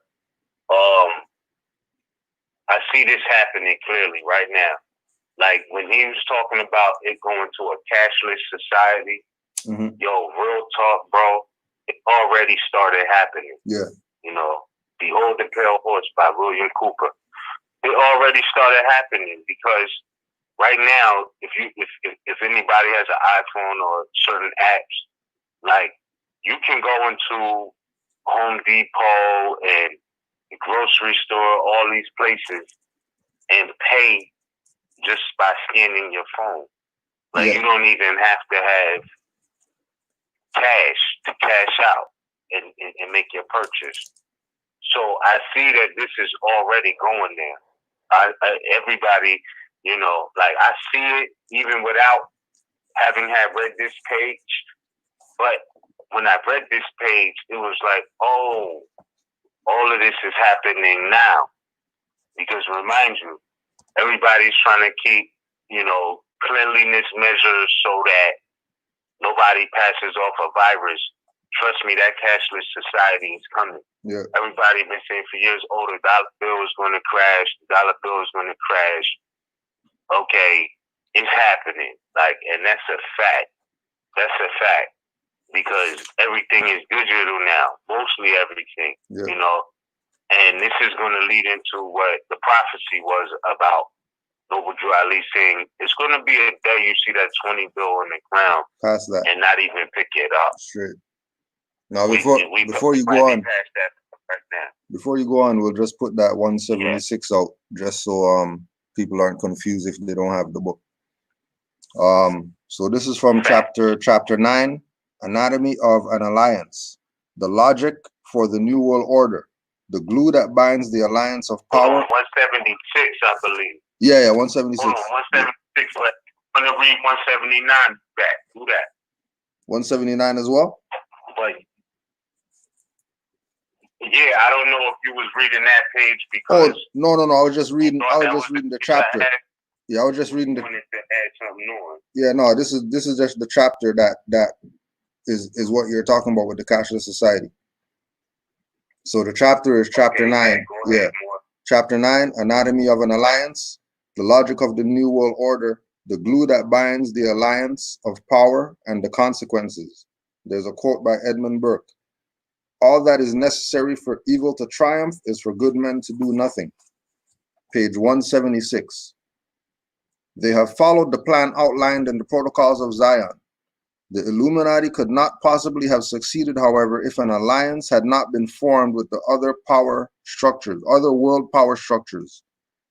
In the world population crisis, a hoax perpetrated to bring the alliance about? Is it possible? All I can say is that my own calculations, using the knowledge available to me, performed on my 386 computer, confirm that the crisis is real and is, in fact, very serious. If it is a manipulation, the whole world has been fooled. All intellectuals, rulers, and governing bodies agree that population is the biggest threat to civilization that we know of today. It does not matter what you believe. If they believe it, you will be affected because they have the power. The New World Order will eliminate the population threat in several ways. Complete control of individual behavior may be established using electronic or chemical implants. No one will be allowed to have a child without permission. Stiff penalties wait for those who ignore the law. The violent, the old, the infirm, the handicapped, and the unproductive will be killed. Private property will be abolished. Since religion helped to create the population problem, it will not be tolerated except for the approved state-controlled religion, which will evolve according to man's needs. Joseph Campbell explains the concept excellently in his series with Bill Moyers called The Power of Myth. Cash will disappear, and with it, most crime will also disappear. But total control of each individual will be the price we pay. Man cannot be trusted to safeguard what little is left in the way of natural resources. Technological development and economic growth will be severely cut back. Man will be required to live like his ancestors. Those who learn to be self-sufficient and can adapt to the absence of many of the things that we take for granted today, such as automobiles, will get along fine. Others will suffer terribly. Man will once again conform to the law of the survival of the fittest. No one is going to like the loss of individual freedoms guaranteed to us by the Constitution and the Bill of Rights. I do not like or agree with what is being planned. Intellectually, I know that people will not solve the problems that we face unless they are made to do it. This is a sad commentary on the common man, but nevertheless it is true. The New World Order is evil, but very much needed if man is to survive long enough to plant his seed amongst the stars. The paradigm shift and star seed are the only legitimate long-term answers. You want me to keep going?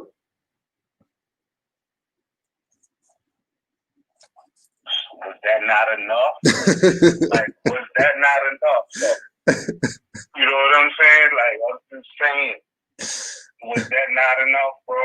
You know what I mean? And it's like, this being said, you feel what I mean? Like, if this is not right now, bro, like, all right, if we said this in 2005, everybody'd be like, oh, they're conspiracy theories. Right? Or even in the 90s. This would be conspiracy theory talk, bro. This is not a theory no more, bro. Yeah. You feel what I'm saying? Like, this, Behold the Pale Horses, which you just read, page 176. It's not a theory no more, bro. This is facts, bro. So what I'm saying is, you know, I'm not saying anybody is a prophet. Like, people were saying what they knew. And they were saying what they actually knew, what they had access to say, yo, y'all might not know the playbook, but I'm telling you the playbook. That might not have been a prophecy. That might have been a share. You know what I'm saying? Yeah, but nonetheless, it's written. It's right now. Now, I mean, you can go on. It's a lot, but my point was when he was speaking about cash will disappear. Yeah. And with it, most crime will disappear. But total control of each individual will be the price we pay, right? So they can tell you, stay in the house and you better not be on the street at 8 o'clock. You know what I'm saying? And people will call themselves quarantining. This is what I'm saying. You know what I mean? Like the individual control. And it's like, okay, so with cash disappearing, right? Everything is going digital now. You got the cards, you got the iPhone, you can pay right off your iPhone if you go into Walmart. Right? They got the self-checkout lane. Yep. Meaning that jobs just disappeared too because there ain't going to be no need to pay nobody. Yep, no cashier needed. So people introduced the self-checkout lane like that was cute, but that's phase one. Yeah, that was part of it. That's phase one. That was part of it. Yeah, that's just phase one. Yeah. Wait till you go in there and all of the cash, the checkout lanes is like that. Well, interesting you say that. Interesting you say that. Today, I was at the dollar store today, and they had the cashier showing people how to use the thing with no cashiers. So they had the setup, Like cashiers are supposed to be back there, but there was nobody back there. Everybody was directed to these 4 machines who are the new cashiers. And the cashiers were helping people with the machine. So like we were saying, it's something that's here. Now another part of it, which comes in especially important for Moors, is that man will be required to live like his ancestors. And who Drew Ali tell us to have the mindset of? Drew Ali told us to have the mindset of our ancestors back then. Why? Because he already saw all this stuff coming and he was preparing us. He was helping us get ready. Told the Moors, get ready now before you're made to get ready. That's right. You know, told these Moors, you're gonna see a 20 and you're gonna pass it in the street. Yeah, he told you cashless society is coming. Facts. 1920s. Definitely. 1920s. But, you know, Moors don't know what we're talking about. And we're Negro, black, colored, and all this type of stuff. We're African. We're going to get reparations $500 a month, and we'll be happy with that.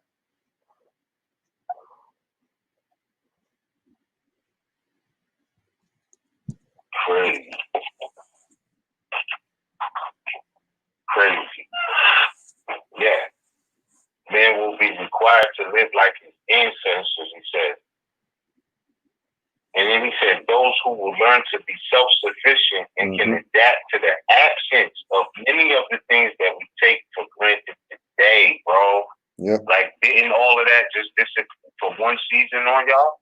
Yeah. On all of us? For one season. Just one season. Like, some of us is 21. I'm over 30. You know what I'm saying? And for our first time ever, we just lived through one season like that. Yeah. Some of us is 50. You know what I'm saying? And for their first time ever, just lived through one season where everything that may have been taken for granted, such as going out to eat at a restaurant or things of that nature, automobiles, all of this stuff, you know what I mean? Like everything.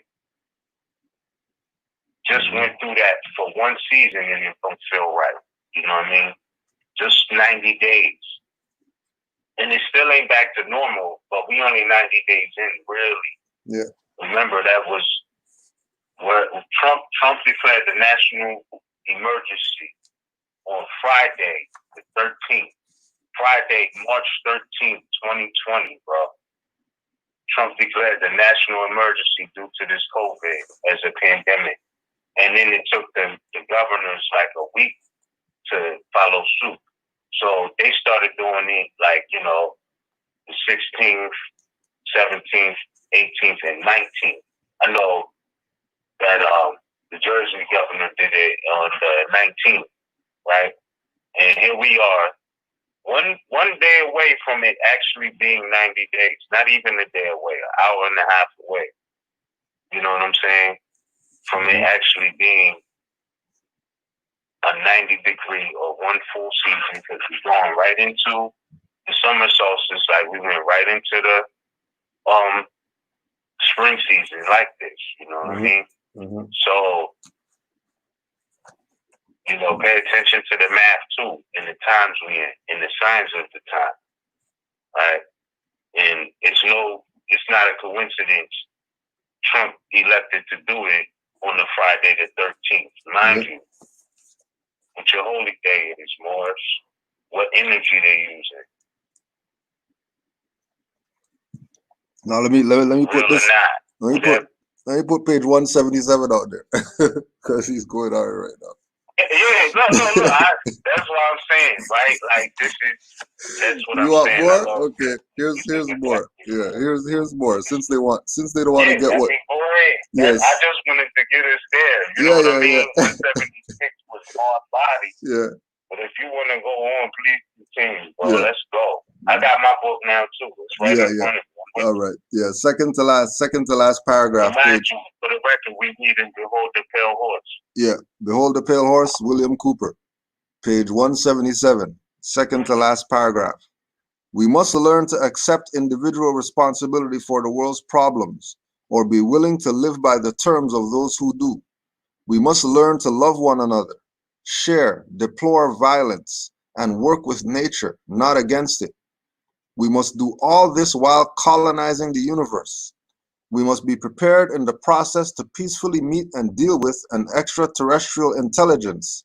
I believe they exist.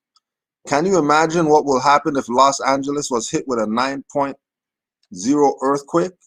New York City is destroyed by a terrorist-planted atomic bomb. World War III breaks out in the Middle East. The banks and the stock markets collapse. Extraterrestrials land on the White House lawn. Food disappears from the markets. Some people disappear. The Messiah presents himself to the world, and all in a very short period of time. Can you imagine? The world power structure can and will, if necessary, make some or all of those things happen to bring about the new world order. Patriots must not be at home on any national holiday during the day or night ever again until the danger is past. Disregard this warning, and you will find yourself in a concentration camp. In the camp, you will be treated for a mental illness called nationalism, common to patriots.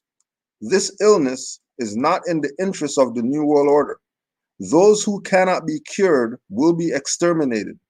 When asked what was in store for the world in the coming decade, Henry Kissinger said, "Everything is going to be different. Many will suffer. A new world order will emerge. It will be a much better world for those who survive. In the long run, life will be better.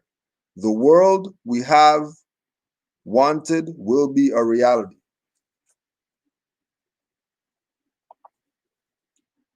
In the camp, you will be treated for a mental illness called nationalism. This illness, It's not funny, but this yo, illness is real. is not in the interest of the New World Order. This illness of nationalism is not in the interest of the New World Order. You see why they keep Noble Drew Ali away from the people? You see why they buried him? You see why he prophesied, "Hey, it's going to take you guys 50 years to find out that I even..." It's going to take you 50 years to find out what I brought you. And 50 years would have passed and you wouldn't even know that I was here. Fact. Shit. And this was 1991. Milton William Cooper, 91, told these people, the order of the day is going to be the mental illness. That's it, bro. Like, you know what I mean? And that's what they're trying to do now when they talking like Morris is talking crazy because, you know, he's standing on national principles and whatnot, you know, and how they trying to, in certain instances, let me not, you know, say that that's what's happening all across the board, but that's how they try to make the public feel about us, you know? And even like with the Black Lives Matter movement saying that nationalism, they spoke about it as being amongst the so-called black community in a negative type of way, you know, like, you know, nationalism is the problem or something like that. And it's like, nah, you know? So I'm just saying, you know, that's what they saying. And I don't know, man. This book, Behold the Pale Horse, is definitely a serious read. Yeah, very, very serious. If we're not in those times now, then I don't think those times is ever to come that they were speaking about. Yeah, straight. If it's not right now, it ain't never. It's never happening. That's all I'm saying. Straight up. It's not. It's never happening. Yeah, it will never happen. If it's not happening now, you know what I mean? Like, you know? So, I mean, it's some very interesting times, and all of these things that we had as reference points, as warning points, you know, it's manifesting itself, bro. It's definitely manifesting itself. So I don't know, but 176 is what got me with the cashless society and what they're doing now and what's available and possible to do now. It's like, yo, I mean, it's there. It's there. And like you said, Prophet Noble Ali was saying this back then. Yeah. Back then in the 20s. Can't tell me 100 years going past and this is not now happening and it's supposed to happen at some future time. This doesn't make sense. But yeah, more. So that was my position on it, man. Like I said, a few remedies, I believe, is getting back to gold and silver as far as like what it's going to take for societies or restaurants and places like that to be considered safe. In that sense of dining in or whatever, is like if they have real silverware, like bacteria can't live on it. So that's one way it wouldn't pass. But a lot of those forks, knives, and spoons, all of that, a lot of it is alloy now. It's not real silver no more. Yeah. It's just not. So the wisdom of the ancients is real. And when it goes cashless society, y'all better believe that gold and silver will still have value. And that constitutional wisdom, it will be paramount still, even with them saying it's a new world order. Because what was this last thing that was going on? I don't know that I don't think that I ever survived how it used to be. Like even if they tried to open everything back up tomorrow, and you know they say, "Oh, face mask not required," and all of that. Yeah. I don't think it'll ever go back to how it was, bro. And that's not to be sad about it. You know, it's just like we in a new day and time, and that's just there's always a new version. You know what I mean? There's always a new version. So it's just part of the evolution. You know, like you said, those who go back to the ancestors and are one with nature and whatever like that, ain't nothing changed. It's gonna be the same. All you're gonna be seeing more zombies out here. Yeah, fact. But it's gonna be the same. That's the remedy. Like you know what I mean? And back to that ancient state of mind. Yeah. Man must be required to live like his ancestor. Yeah. Required. Deep statement, bro. Required. Correlated that well with the with Prophet Noble Ali mentioning that. Right in tune. I know. Yeah. But I wanted to touch on these aspects of society with the face mask, bro. I don't know. I know you got this running simultaneously on the live. Yeah. But do you think you could put on the screen? Yeah, we can put anything. Institutes of American Law, the Book of Persons, bro. Persons, all right. I want to share this. Yeah. Yeah, persons. I shared this in a few classes before, but I believe that now it's ever more relative to actually keep in mind. Mm-hmm. And this is real talk. I don't know, pardon me. I just went to the page. You got it on the screen yet? Yeah, it's up. It's up. Which page we on? Actually the first page. All right. First page that pop up in the Book of Persons. Cool. If you scroll down, it's number 136 and 137, right? Yeah. You're good to go. Okay. So persons, number 136, remind you, this is John Bouvier's Institutes of American Law, right? Enumeration 136 says persons are divided into natural and artificial. These will be considered separately, right? So we already know it's two different types of persons.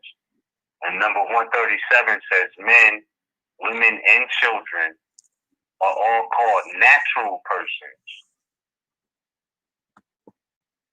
But in another sense, By person is meant the part which a man plays in society. In law, man and person are not exactly synonymous terms. I'm going to say that again.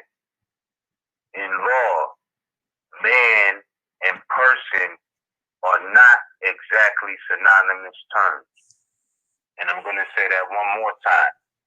In law, man and person are not exactly synonymous terms. And then there's a footnote there. And I want to get into that footnote. But on that last part, it says any human being is a man, right? So the footnote says, and this is related because you said earlier too, everything is like a COVID now, right? Everything has a mask on. And we in a state of a world where everybody's wearing a face mask. You know what I mean? And the etymology of person is actually face mask. And there's a maxim in law. It's in the Henry Campbell Black's Law Dictionary for sure, where it says it's a maxim that man is a term of nature and person is a term of the civil law. So keep in mind, we're gonna have to get back to nature. All right, but let me read this footnote where it says, again, one more time, in law, man and person are not exactly synonymous terms. This is Bouvier's Institutes of American Law. So in this footnote for that, it says Toller has given us the derivation of the word person, which will render sufficiently clear its true meaning. He says the word person in its primitive and natural sense signifies the mask with which actors who played dramatic pieces in Rome and Greece covered their heads. These pieces were played in public places and afterward in such vast amphitheaters. You feel me? It says that it was impossible. Let me bring that back, my fault. It says these pieces were played in public places and afterward in such vast amphitheaters that it was impossible for a man to make himself heard by all the spectators. Mind you, they're making the distinction of the word person, face mask. Mind you, it's a difference in law between man and person.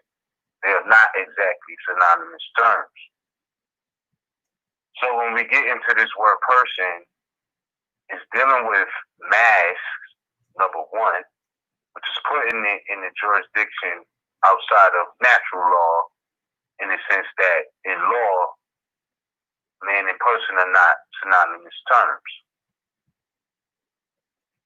So I'm going to say that again. The word person in its primitive and natural sense signifies the mask, COVID-19, right? I'm adding that in. But the mask with which actors who played dramatic pieces in Rome and Greece covered their heads. These pieces were played in public places and afterward in such vast amphitheaters that it was impossible for a man to make himself heard by all the spectators. That sounds like protesting to me with masks on, you know what I'm saying? And people telling the truth that they can't breathe because you're not supposed to breathe in the same thing you breathe out. So, I mean, it says recourse was had to art. Remember, they painted the whole big yellow Black Lives Matter thing. It's in DC Street. We just keeping it real. It says recourse was had to art. The head of each actor was enveloped with a mask, the figure of which represented the part he was to play. And it was so contrived that the opening for the emission of his voice was given to the instrument or mask, which facilitated the resounding of his voice. The resounding of his voice. The name persona was afterward applied to the part itself, which the actor had undertaken to play. because the face of the mask, remind you, COVID-19, because the face of the mask was adapted to the age and to the character of him who was considered as speaking. And sometimes it was his own portrait. It is in this last sense a personage or of the part which an individual plays that the word persona is employed in jurisprudence in opposition to the word man. And here they have man as homo. You know, that's no homo. No homo. Yeah, facts. So if ever was the time to say it right now, you know, y'all get the drift, right? So facts though, right? So it says when we speak of a person, we only consider the state of the man, the part he plays in society, abstractly without considering the individual toiler. You know what I'm saying? And there's the reference there. So, more, I just wanted to, you know, put that on highlight because it sounds like everything that's going on right now, bro. Yeah. Again. Yeah. And this is John Bouvier's Institutes of American Law. And as you see in this lawful reference to the difference between person and man, it's giving you history. Hence, law and history go together. It's a fact. So, you know, you always got to qualify yourself as a natural person because as it says in enumeration 137, men, women, and children are called natural persons. But in another sense, by person is meant the part which a man plays in society. So you already know fundamental, basic Moorish law information, ancient law information. Is this a difference between a natural person and an artificial person? And we know, like Noble Drali said in the 14th Amendment, right? Facts or not, facts are facts, that there will be no need for the application of the 14th and the 15th Amendment. But in the 14th Amendment, if you do the knowledge, history, it will tell you that in person means corporation as utilized in the first clause of the 14th Amendment. That was for artificial persons. Real talk. So in law, you could say you know, a 14th or agree to be a citizen of the USA and all of that, in the US and United States and whatever. I'm just saying that in law, you are coming up under artificial person corporate jurisdiction. Facts. You handle your business, how you handle your business, but I'm just saying, just keep in mind that that's the real truth. That's not you. You know what I mean? And Noble Drew Ali said there would be no need for the application of these things, meaning that you're a man, not a 14th Amendment citizen, corporate being. That's not you. You know what I mean? So in law, always keep in mind that man and person are not exactly synonymous terms, and that person means face mask. That's what I wanted to add on to that more. Like, you know, for historical reference, lawful reference, etc. That's and I found there was another part in here that you were just reading that stuck out to me.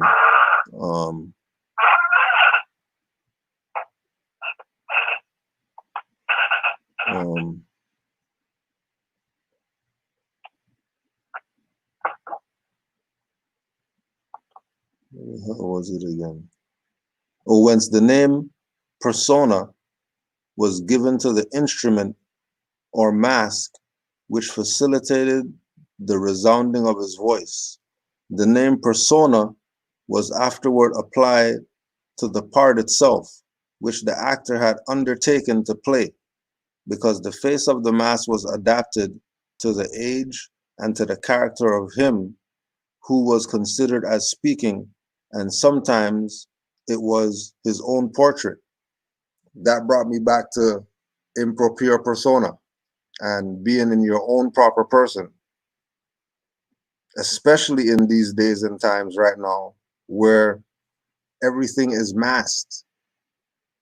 So even masked, the presentation of a Moor is not covered, even with masks, because Moor is supposed to be themselves.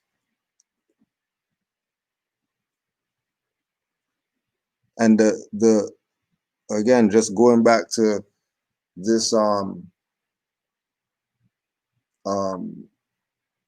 lack of acceptance of the teachings of Noble Drew Ali, and why all these things that we're going through is happening. This whole thing with New World Order and all this or whatever, like William Cooper's talking about, all of it's happening because these people don't acknowledge Noble Drew Ali's prophethood, specifically the Negro Black coloreds of North America, who, you know, want everything else but their salvation. And this is not, you know, Bouvier somebody. Like this is not just some white man stuff or whatever, like how people talk. Like this is the real deal, so you can get your shit together. Same stuff that Drew Ali told these people so they can get their stuff together.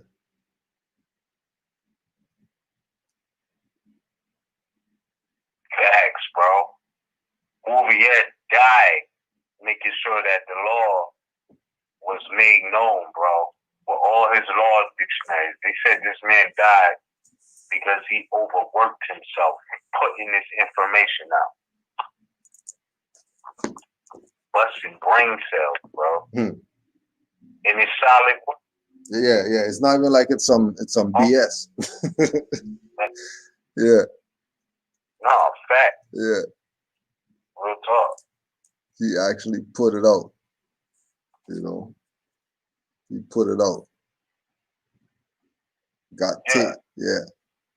Worked himself to death so you could know the law. Gotta give thanks for that. No doubt, bro. Yeah. That's a fact. It was, let me give the floor over to you. There was some other things in here in this book of persons as well. We could get into the preliminary book too and go all the way in, but in this book of persons, you mentioned some things. Yeah, there's some stuff in there. If you could pull up the preliminary. Yeah. Which we're still working with the persons one? Which one are you looking at? Because I was looking at thing earlier. I was looking at Freeman earlier. I was looking at Freeman. Yeah, Freeman and 172 was interesting, but let me just pull that up. 164. Okay, number 172. I'm with you. We on the same page. Yeah, You're saying 172. All right, yeah, we can go there first. Yeah. All right. Yeah, 172. In some countries, a distinction exists between noblemen and plebeians. A nobleman, there is one to whom some special privileges are granted, generally at the expense of the more deserving classes of people. A plebeian is one who belongs to the common people. Happily, in this country, the order of nobles does not exist. The Constitution of the United States provides that no title of nobility shall be granted by the United States, and no state shall grant a title of nobility. And we're going back to, again, Noble Drew Ali and why he told you have your own stuff, so that you won't be subjected to certain things that he already knew they were gonna do. There's no way that a nobleman is one whom special privileges are granted, because a nobleman has rights. He don't have privileges. Nobleman's not Negro. Noblemen have rights, specifically birthrights. And we all know who the nobles are. And we all know that the District of Columbia can't grant title of nobility. It doesn't say that title of nobility doesn't exist. It says that those specific people called United States, they can't grant that. Why? Because they're not the nobles. They're not the nobility. How are they going to grant nobility if they're not the nobles? No state shall grant a title of nobility, right? Juali talk about title to your vast estate. Of course they can't grant a title, much less of nobility.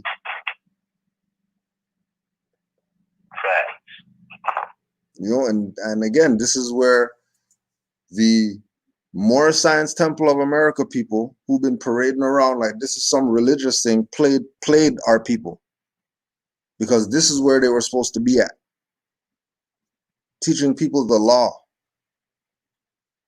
Having people really recognize that Noble Juali was a lawman. He wasn't a religious man. He was a lawman. He was not a dogmatist. Like you see these people playing around today with fezzes and turbans on. He dealt with enforcing the law. Whether it's universal law, natural law, common law, constitutional law, he dealt with enforcing, upholding the law. And the only way that that could be done is if the upholder is noble. Because a criminal is not going to uphold law. A criminal is going to be criminal. 5 principles supposed to make us noble. Having our fez turban, that makes us noble. Having identification that we gave ourselves because we have government over ourselves, that's noble. And other people are expecting that noble behavior from us because too long they've seen us act like niggers, and it's time. But don't think that you can go to some UCC whatever and they're going to grant you some title of nobility. Now you're a Moor because you authenticated something from them. They can't grant you titles of nobility. They can't make you be an authorized representative. How? They don't have that authority to do that. Only nobles could do that. No different than present yourself. Noble's not going to have a lawyer. Only property have lawyers. A noble is not going to have a lawyer. Why would a noble have a lawyer? And if a noble does have a lawyer, the lawyer works for the noble. The noble isn't a ward to that lawyer, attorney, bar member, whatever you want to call him. The noble's going to tell the lawyer what the argument's going to be. Just like the noble used. That's right. Just like the noble used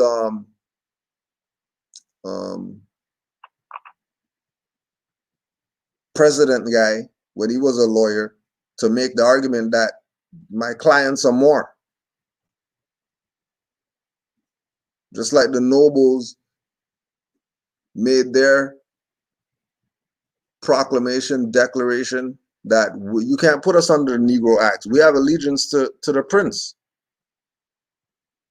We're Moors. We're nobles. You might look at us and think that we're wards and slaves and all this type of stuff, but no. Us and our wives, we're not in the jurisdiction like the people who you guys putting on the tree and all that stuff. Don't even try to put us in that. Right? But that one there, I didn't even. Yeah, I think that was it for that one. But yeah, I don't know if you had any thoughts on that too. I yield the floor. Yeah, no, everything you said was right on point. But I mean, we could chop it up a little bit more on this law. If you want to scroll up to to number 144 and number 145. Mm-hmm. I think this was pretty interesting, but especially 145. But I think to read 145, we got to put in context number 144. 144, yeah. Yeah, all right. It's up. Yeah. Real talk. All right. So you there? Yeah, Maury, I'm there. You have 144, bro? Yep, ready to go. Yeah. All right. Let's go. All right. So number 144, again, this is Institutes of American Law. It says, let us commence, for example, with public or political right. It is a question as to his state, which settles whether a man is a free man or a slave. And again, if y'all read all of this, his state doesn't mean like quasi-national domiciles, state of mind, all of that. So it says, let us commence, state and status, estate, all of that is synonymous in certain aspects of law language, real talk. So when you see state, think estate, and also territorial jurisdiction, and also state of mind, personal jurisdiction. There's many different states of life. So, no fault. But let me say this. Numeration 144. Let us commence, for example, with public or political right. It is a question as to his state, which settles whether a man is a free man or a slave, a citizen or an alien. Because if he is free and a citizen, he is qualified to render service to his country in all public stations or offices. But notice how he says, if he is free and a citizen. You can be free and still not be a citizen. Mm-hmm. You know what I mean? But if he's free and a citizen, he is qualified to render service to his country in all public stations or offices. If, on the contrary, he is a slave or an alien, he is excluded by both of these qualities from filling any functions which are connected with public or political right, and from all advantages which the law grants only to those who are entitled to participate in them. So number 145 says the rule is the same with regard to private rights. The state of a person is confined to the regulation of contracts or engagements and descents. Remember, Noble Drali was telling us that nobody can change man's descent nature unless his ability extends beyond the great God of the universe, right? Mm-hmm. So it says, real talk, it is used to determine what connections the private state of an individual and his contracts or engagements or his rights to inherit by descent. Just think about that. Rights to inherit by descent. Let that linger for a second. The rights to inherit by descent.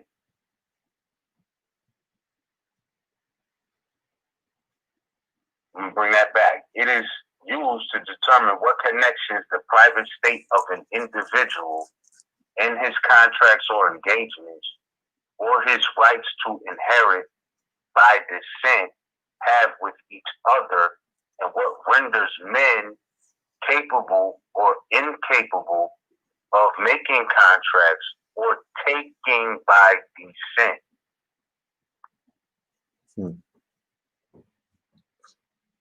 What renders men capable or incapable of making contracts or taking by descent? I'm posing that as a question right now. what renders men capable or incapable of making contracts or taking by descent? What would you take by descent? It wouldn't be clothes, right? This is not a one size fits all type of life, right? But taking by descent, what would you take by descent? What would you take by descent? That's a fair question to even ask yourself. I'm asking, but like, what is there to actually take by descent? Movable property, immovable property, inheritance. Like, where does descent come in to take things by? Like, what's up with that language? That's all. You know what I mean? Just, if we could just get thinking again, Save ourselves, wouldn't we? We could just get thinking again. We'd start playing ourselves. We would save ourselves, You know what I mean? wouldn't we? Like, that's really the truth. What would you take by descent? And how could you prove it? You know what I mean? Because there's many things, right? Okay, so I don't mean no disrespect to our people, but people say Black Lives Matter. I understand the emotional stance. But, when we take that to another level and look at what Noble Ali left, he said that black according to science means death. And, just thinking about what I know in life, I was wondering, like, we hear this enchantment every time somebody dies, right? And they say this person lives matter in the day, and they say, well, say his name, say her name, and all due respect, but it'd be like a lot of colonial names, and then I asked myself the other night. I said, okay, so black according to science means death. I'm not saying our people's lives don't matter, but if the enchantment is Black Lives Matter, is that true? Like, do Black Lives matter, or is what Big said true, that you're really nobody until somebody kills you? Because the way a lot of our people treat each other, you wouldn't feel like our lives matter. And pardon me, I don't want to get into flipping this onto our people, but it's just so much to analyze with that statement. Like, how serious is that statement when you say it? You know what I mean? Like, who do they matter to?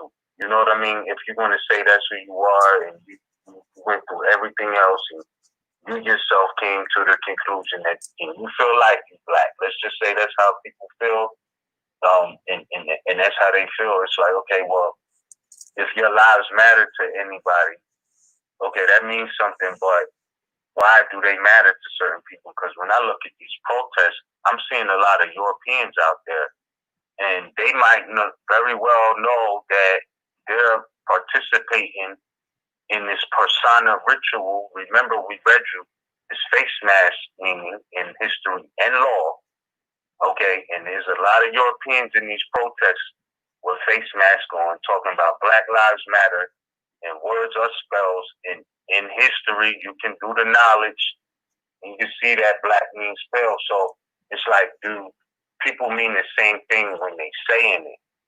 Like, the European who's saying Black Lives Matter, does that European have the same intention or the same meaning when they're enchanting that as denationalize more? I don't know. These are just things to think about, because it's like, okay, even if you're black, what are you going to take by descent? Back to this Bouvier's. What can you take by descent under that name? Because you can't tell me America. We already did the live, Cujo, where we brought it up, in the book Underground Railroad Ties That Bound, unveiled that, the original people of North America, especially what they call Lenape, who remained in the region of darker complexions, they were classified as black in early federal documents. You know what I'm saying? So it's like, if we're addressing this from an emotional standpoint, I get it, but if there's going to be lawful and legal recourse or remedy, that's not really going to work because it's under their jurisdiction. They called us that. You know what I'm saying? And it's just not anything that they name, they got dominion over. And if you accept that name, you accept the dominion that comes with it. It's like a dog, you know. Dog knows it gets snacks and walks and all of that, and it goes, people, its owner calls it a certain thing, and it responds to that certain thing. But, the I am is still very real. So, I mean, I don't know, bro. Like, it's a touchy subject. Like, I don't ever want to sound like I'm against our people for any reason. If they feel like they're doing something or whatever, like, if they feel like they don't have the jurisdiction or the words to say what they feel and they got to do it through action and walking and holding signs, okay, I get that. Whatever, I don't know. You know what I mean? Like, it's bringing a lot out. But it's just like, it's many levels to the problems. Everybody's saying it's systemic racism. Okay, then when you're talking about the system goes beyond the streets. So you can march in the streets, but the system really ain't in the streets. You know what I mean? They have reserved places that you gotta bring it to. You know what I mean? So I don't know, bro. Like, it's just mad different levels to it. I don't ever want to sound like I'm here trying to bash out people who may be in their ignorant state or may lack a certain knowledge of self.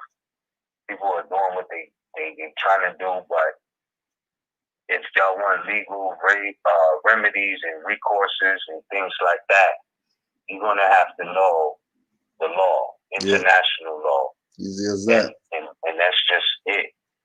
Yeah, because the same people who are setting fire to these cop cars, 2 weeks later, they getting locked up. They're going back through the footage and finding people out. Right.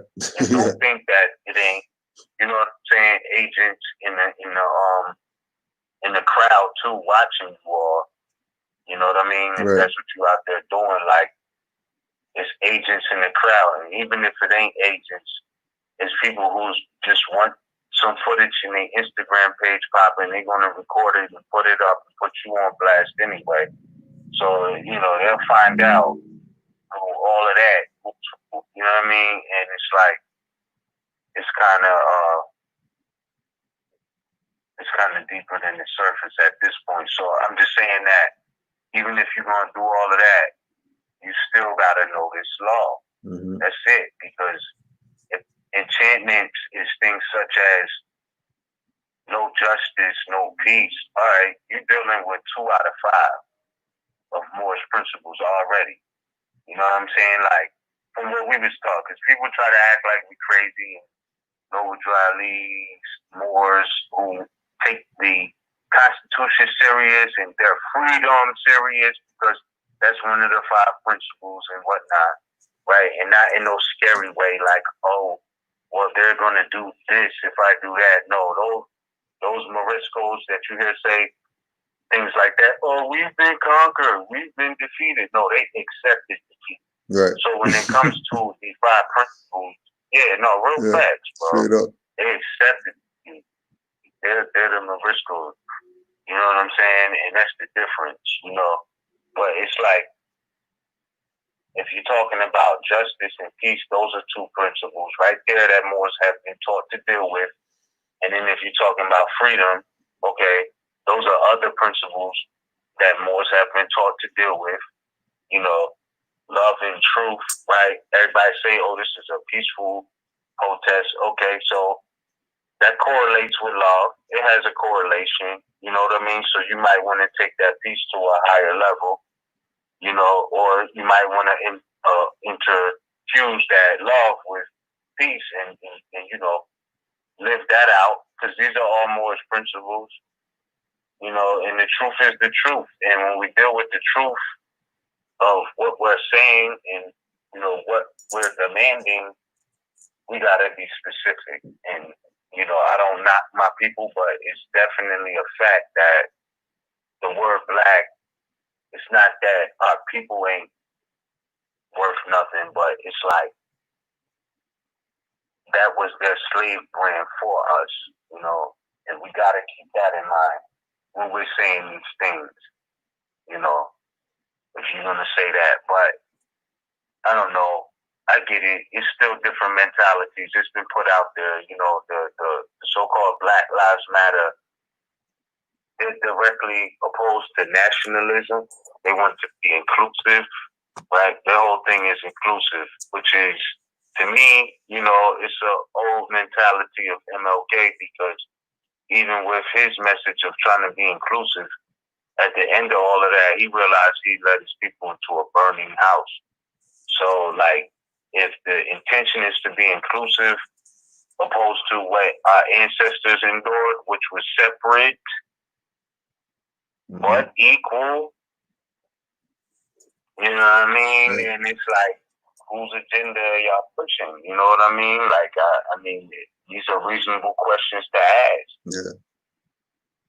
MLK did that, but realized that wasn't the move later on. Why did the indigenous people get to live so free and worry free? They was not worried. That was because, like, there was no Europeans around.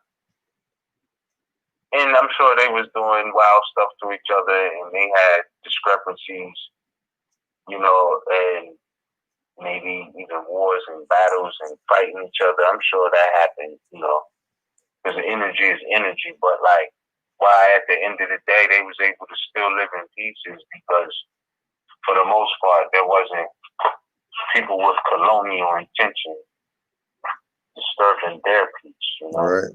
So I just see it like that, bro. You know what I mean? Like, even to this day, you know, people can shoot a fair one, and the next day, you know, it's all good.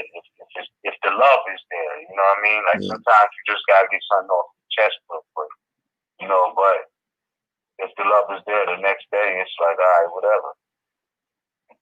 So I'm just saying, you know, these are things I think about, bro. But it was recommending something else. I believe it was number 170. And then after I read this, man, we could get into a little bit of the preliminary book. I mean, to go on and on. Oh, shit. 170? Hold up. Oh, 171. 171. Yeah. And I don't know. I wanted to point this out because there's other, like I said, you know, you gotta sometimes eat the flesh and spit out the bones, for lack of a better word, or, you know, do a comparative analysis. Like, I know that free white person does not mean Caucasian race. Yeah. But it says here, 171, you know, a white person is one who is of the Caucasian race without any mixture of quote-unquote African or Aboriginal blood, African or Aboriginal blood, or at most not a fourth part of such blood. In the southern states, when the question as the quantity of African blood in a person arises, it is left to the jury to find it as a matter of fact. You understand? I just wanted to read that to just bring to the forefront, like, how important nationality and your descent, nature, and your bloodline was considered in law in these times. Remember, this is the 1800s, and it's still important. Don't get me wrong. But, like, this was actually questions for the jury, bro. You know what I mean? Yeah. Like, what quantity of African blood in a person arises is left to the jury to find? As a matter of fact. Like, as a matter of fact. Yeah, as a matter of fact, bro. Like, yo, you know what I mean? And I don't know. I just feel like it's important still to this day to understand the law and the history. Because in history, you had some mild, lawful, and legal cases. Like, it was some crazy shit being argued. You know what I mean? But it's real, and it is important for us to know these things about ourselves so we can see how, you know, we can understand our history in the aspect of how it was dealt with in law. Because it says, you know, without any mixture of African or Aboriginal blood, right? That's what this says. But that's white person. So it mentions something in here about free. Oh, yeah. Okay, so it continues. Now, it says that this is still 171. It says the acts of Congress, which authorize the naturalization of aliens, confine the description of such aliens to free white persons. And many of the state constitutions require as one of the qualities of a citizen or elector that he shall be white. Now remember, you got to read the Naturalization Act of 1870, right? Because this goes back into, I believe you brought us here earlier with 172. Yeah. Right, yeah. Yeah. Yeah. And then we got to pay attention to when it says things like this. It says, a rule was adopted in the slave states. Notice it didn't say the United States or the Union States or the Confederate States. It says a rule was adopted in the slave states. And we know that slave is Slovakia. But anyway, a rule was adopted in the slave states that color is a presumption of slavery, right? And we know that color is anything fake, fake, stained, painted, varnished, or dyed in law. So, in law. But it says in the free states, this rule would probably have been reversed because there the presumption is that all men are free, and he who would rebut the presumption must establish the contrary fact. Meaning that if somebody was to say that you were a slave, even to this day, they would have to first, or that you wasn't free, they would have to first prove that you were a slave or was not free. Right? That's the presumption of law. All men are free. Right? And anybody who presumes anything outside of that, they have to establish the contrary fact. Meaning that you first have to prove I'm a slave. Right? And the burden of proof is always on the accuser or the assumer. So it's like, even in these days and times, you know, don't let nobody put you under the illusion that you're not free. Because all of that goes back into what time we going into now with the whole Juneteenth thing. We know it was an Emancipation Act, but the reality is like this emancipation happened 2.5 years before the enslaved had word from the Union that they've been emancipated.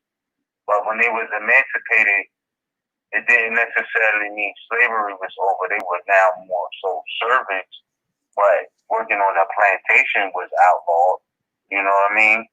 In that sense, because they're like, we took over your property, we beat y'all, and there was a lot of Moors involved in the Union Army. That's a fact, as well as the Confederate Army. So, yeah, I'll leave it there for now, bro. You want to add anything on? Oh no, more. That's straight. We can get into that's straight.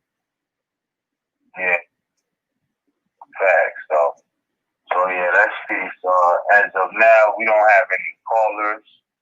If you want to add anything on, or if you want to go into the preliminary book, yeah, we can get that preliminary. You can get that preliminary going on.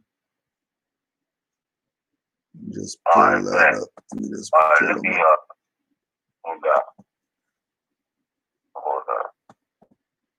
Honors to all the Moors for honors to all the Moors for being here tonight, sharing.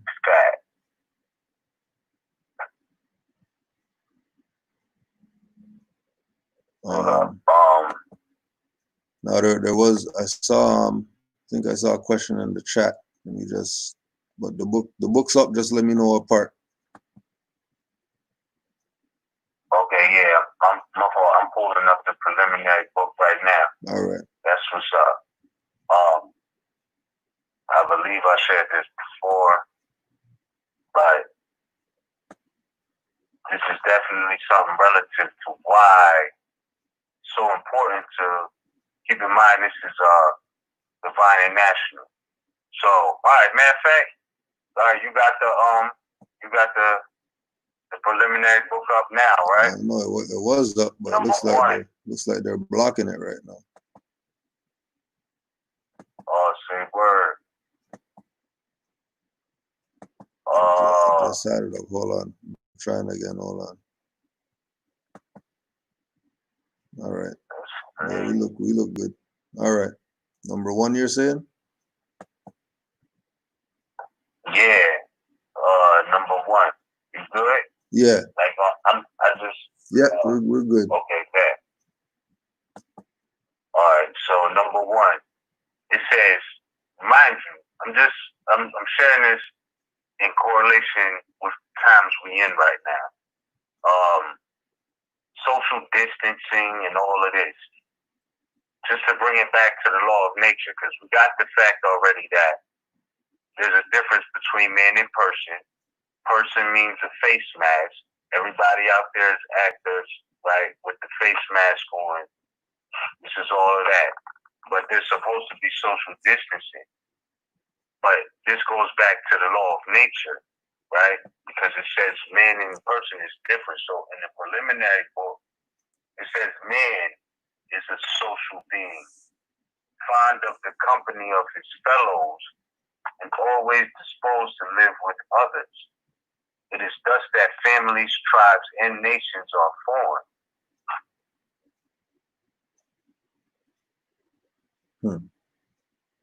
That's nation building right there, right? So it says, so how can we build families, tribes, and nations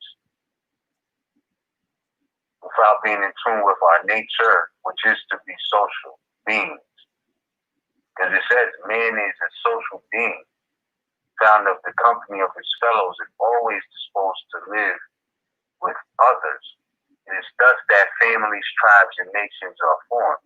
So that whole social distancing thing right there, you gotta realize that perceived threat may be realer than what you think at this present time.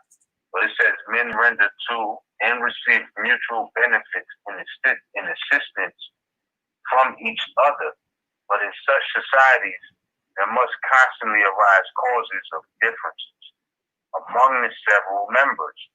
And these must be adjusted or settled either by the parties themselves or by some power which is superior to them.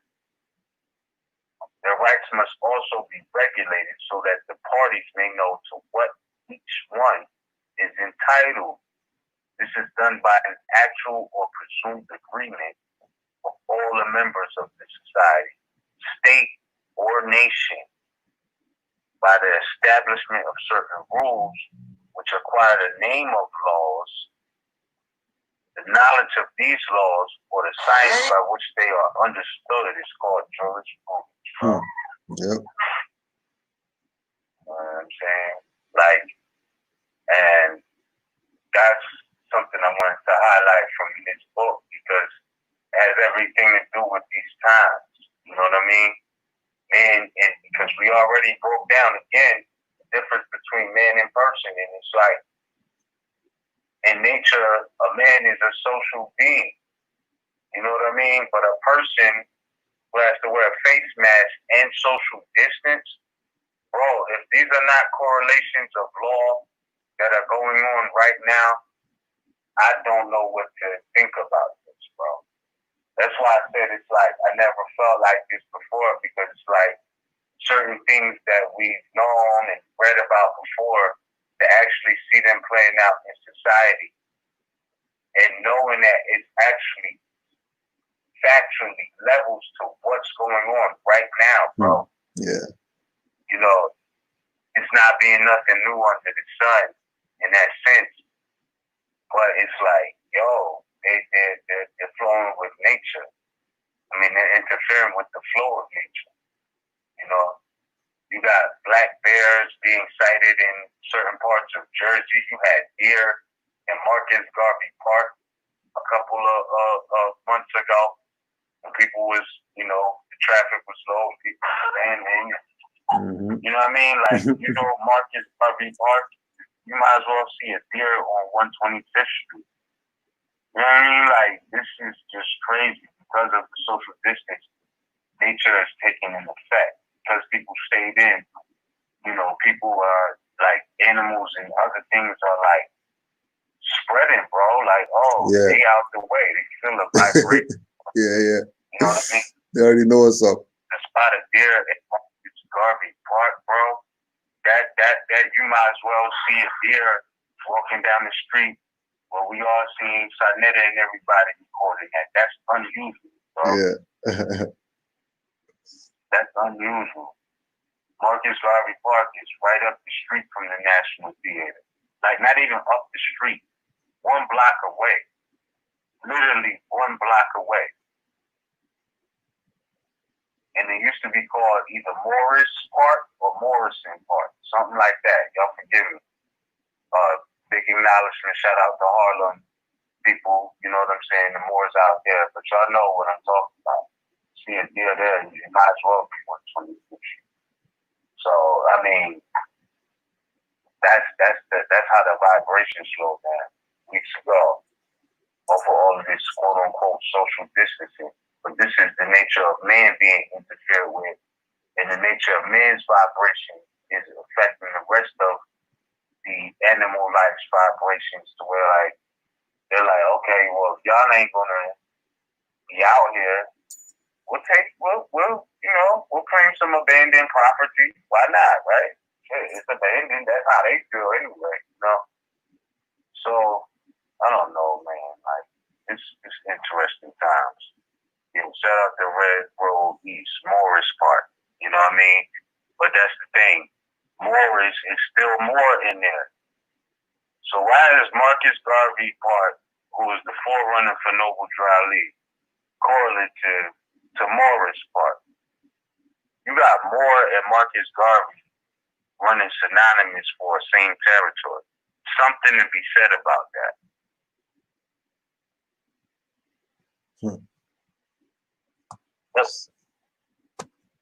But they're not gonna say nothing. Real talk. They're not gonna say nothing. You know what I'm saying? Like, they're not gonna talk about that. You know what I mean? Yeah. Like, real talk. Man, shout out to Moore. Shout out to my mom. Shout out to everybody that attended an MHHS class at the National Theater. Y'all know that's 1 block from Moorish Park, or AKA Marcus Garvey Park. There's something to be said about that energy center right there. Yeah. You know what I mean? Like, literally 1 block away. Something to be said about that. I'll be observant, bro. But yeah, real talk. You know what I mean?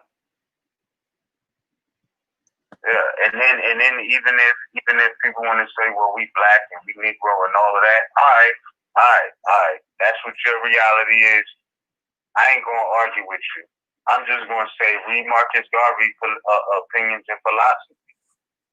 Opinions and philosophy of Marcus Garvey. If you can read that, you're about halfway there. We can agree that that's the level you might need to be on before you consider nationality. But you can't talk to me about no black power, and you love black power and Negro and all of this. But you ain't gonna pay attention in essence to what Marcus Garvey was saying. He basically was saying what Noble Dry Lee was saying. It's just Noble Dry Lee was saying it in propria persona su juris. You know what I mean?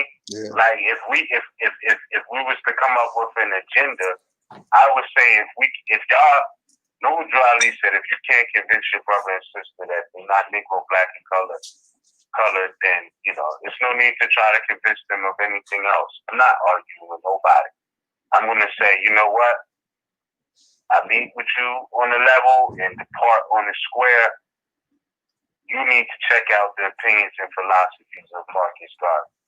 If you resonate with that, then I'm sure you might be able to resonate with Noble Drew Ali. So I'm just saying, when I look at life in this semiotic perspective, again, it's no coincidence that Moorish part and Marcus Garvey part is actually the same thing. Yeah. You know what I mean?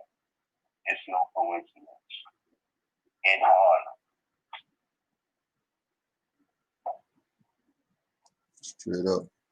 Yeah. And I'm going to keep it 1,000. The only thing is crazy. I walked up in the store in Harlem, bro, and I had on a hoodie, a all black hoodie that said Moors on the chest, and I had the red flag, the button. I had it right through the letter O, one of the letter O's in Moor, right, like on my solar plexus. Yeah. So I walk into a store. I don't even know the name of the store. I'm in Harlem. I walk into the store. It's mad Blood Brothers in there. You know what I mean? Like, bro, Blood Brothers, like Bloods. You know what I'm saying? So they see me with the red on. He like, I see you with that red on, with that beep out. No, he said something. I'm like, oh, all is well, right? He was like, all is well. This is what he said. He said, that's that stone talk. That's that stone talk. Peace, more. Real talk. You know who the stones are. Yeah. You already know. But he had mad love for it, though. Yeah, you know what I'm saying? Like, yeah. just off of me, all is well. You know what I mean? Like, that's the jurisdiction. You feel me? like real talk. And people, don't get it twisted. Like, people don't know Moorish lessons more than some Moors do. And that's real talk. I said all is well, and that's all they needed to hear. Like, it's crazy, bro. You know what I'm saying? And they knew where that language was, where it resonated. So, these Stone Rangers, etc. So I'm just saying, bro, like, it's in the world, it's different. You know what I mean? Like, I ain't saying anybody should be anything, but I'm just saying, when you know your language, your jurisdiction, you might say something that you might consider inconsiderate, but that may be the one thing that make a light bulb go off for somebody else. You know what I mean? And even open up a door for you. So yeah, boy, I'm just saying, I love it out there. But we got one caller, bro. We haven't taken any callers all night, but we got 22 minutes left. Yeah, we can get him in. You want to take the caller? Yeah, bro. for sure. We can get him in. Or her in. Facts. I think this brother belongs. I'm not sure. But 111. 111. Peace, man. With a peace to the two real Moors. What's up, brethren? It's Balance on the check. Islam real Moor.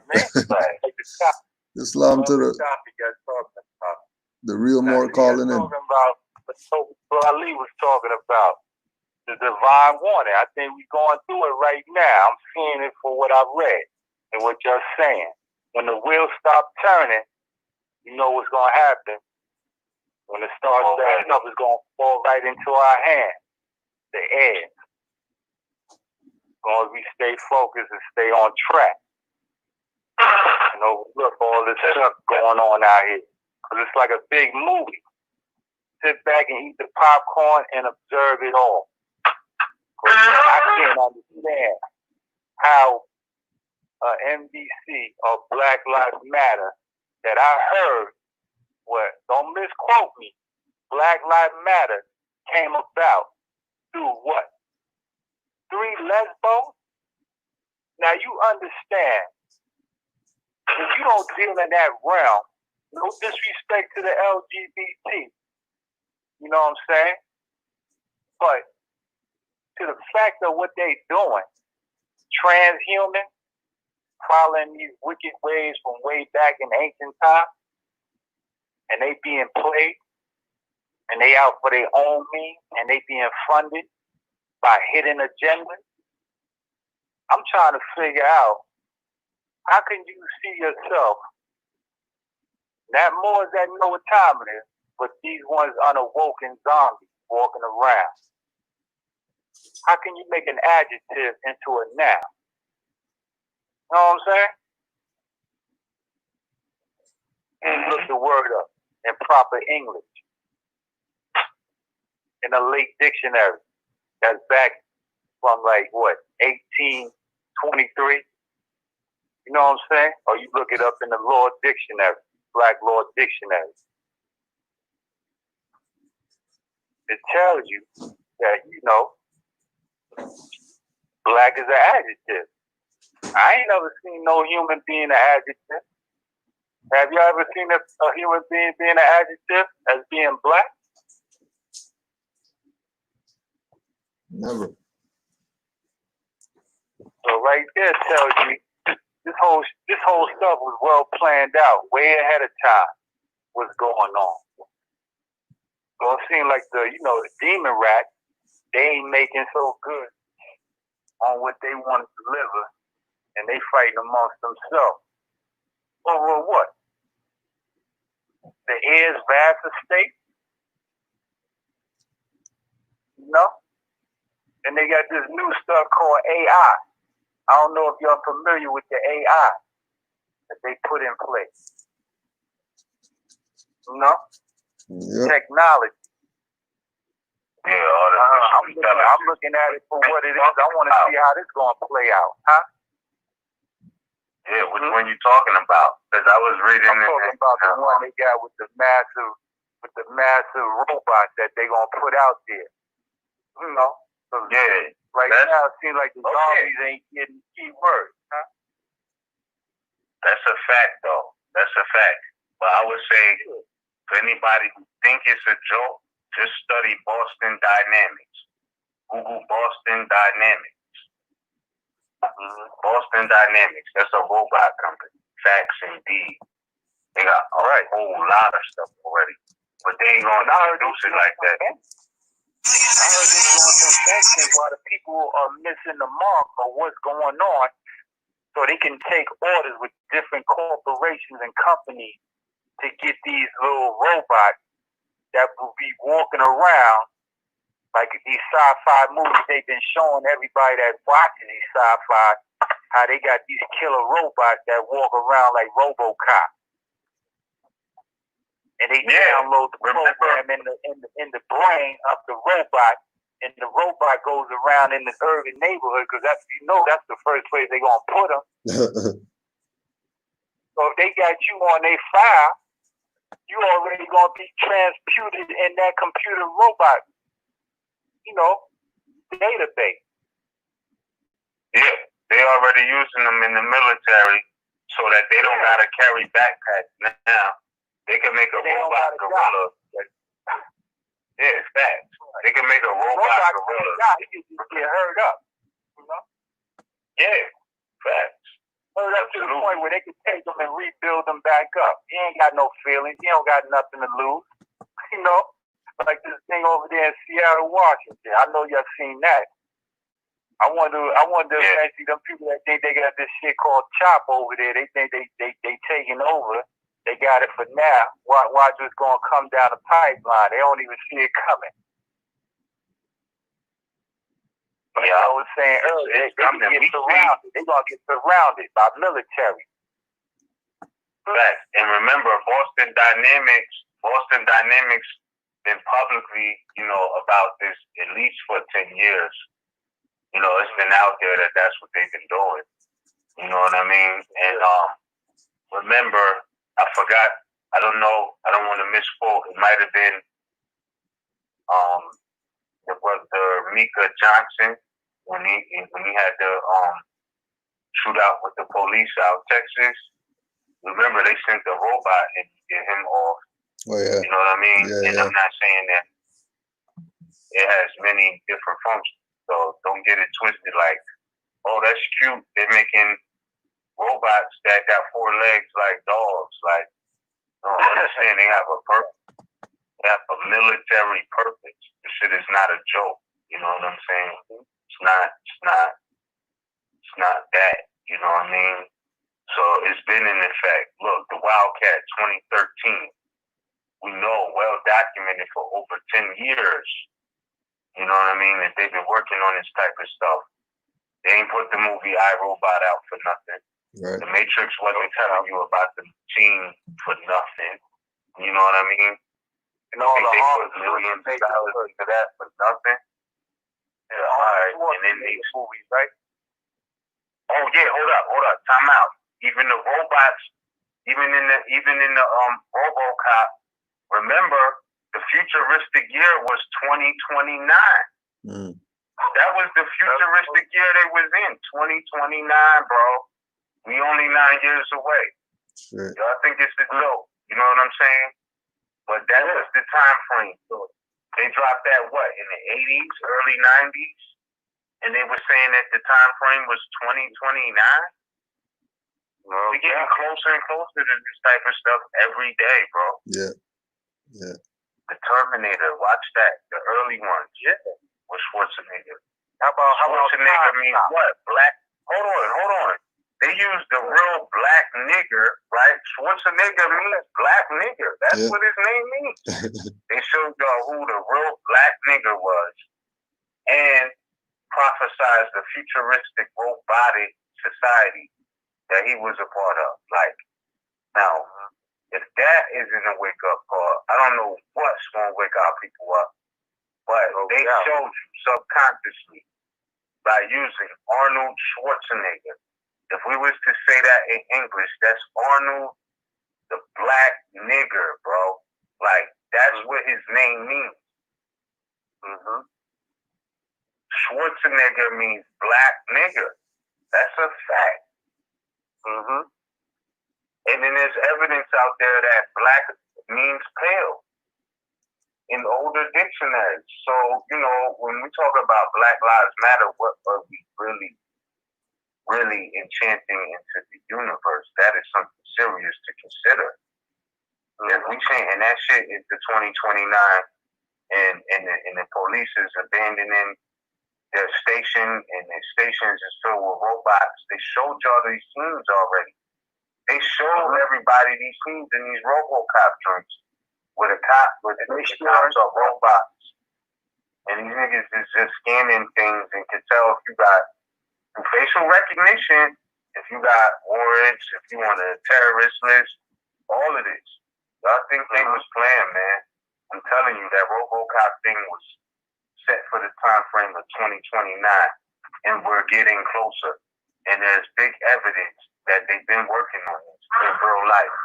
Boston Dynamics is my source. And that's what they try to make humans. I heard they're making the humans into like robots too. They trying to take all the people that's coming out the military, that's like ex-military people that lost legs or whatever. They want to make them into cyber robots. You know what I'm saying? All the younger kids that's coming up, sticking them and injecting them with like metals and stuff that, you know, once they set off those 5Gs and all that, it'll have an effect on them to go flip out. You know what I'm saying? Yeah.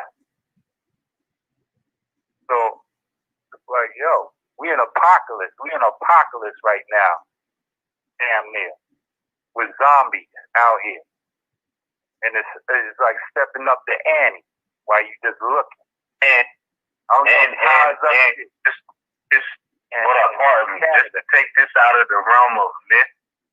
just to take this out of the realm of myth, because people will be like, oh, you're spreading some crazy ideology. If you think I'm playing, if you think I'm slacking, if you think I don't know what I'm talking about, just please Google Sophia robot, the first robotic citizen of Saudi Arabia. Fam, it's a robot right now that's recognized as the first robot that has citizenship in Saudi Arabia.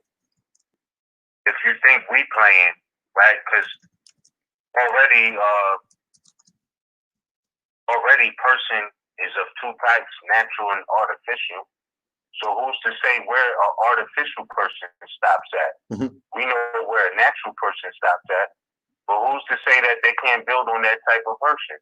So if an artificial person is a corporation that's distinguished from a human being, what makes you think they can't program up some robots, you know what I'm saying, and give them artificial citizenships across the world? Don't think they won't try it.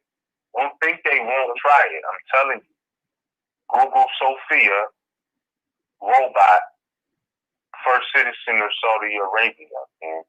First robot citizen of Saudi. Look at Tesla. Look at this guy Tesla and all these other guys, Amazon.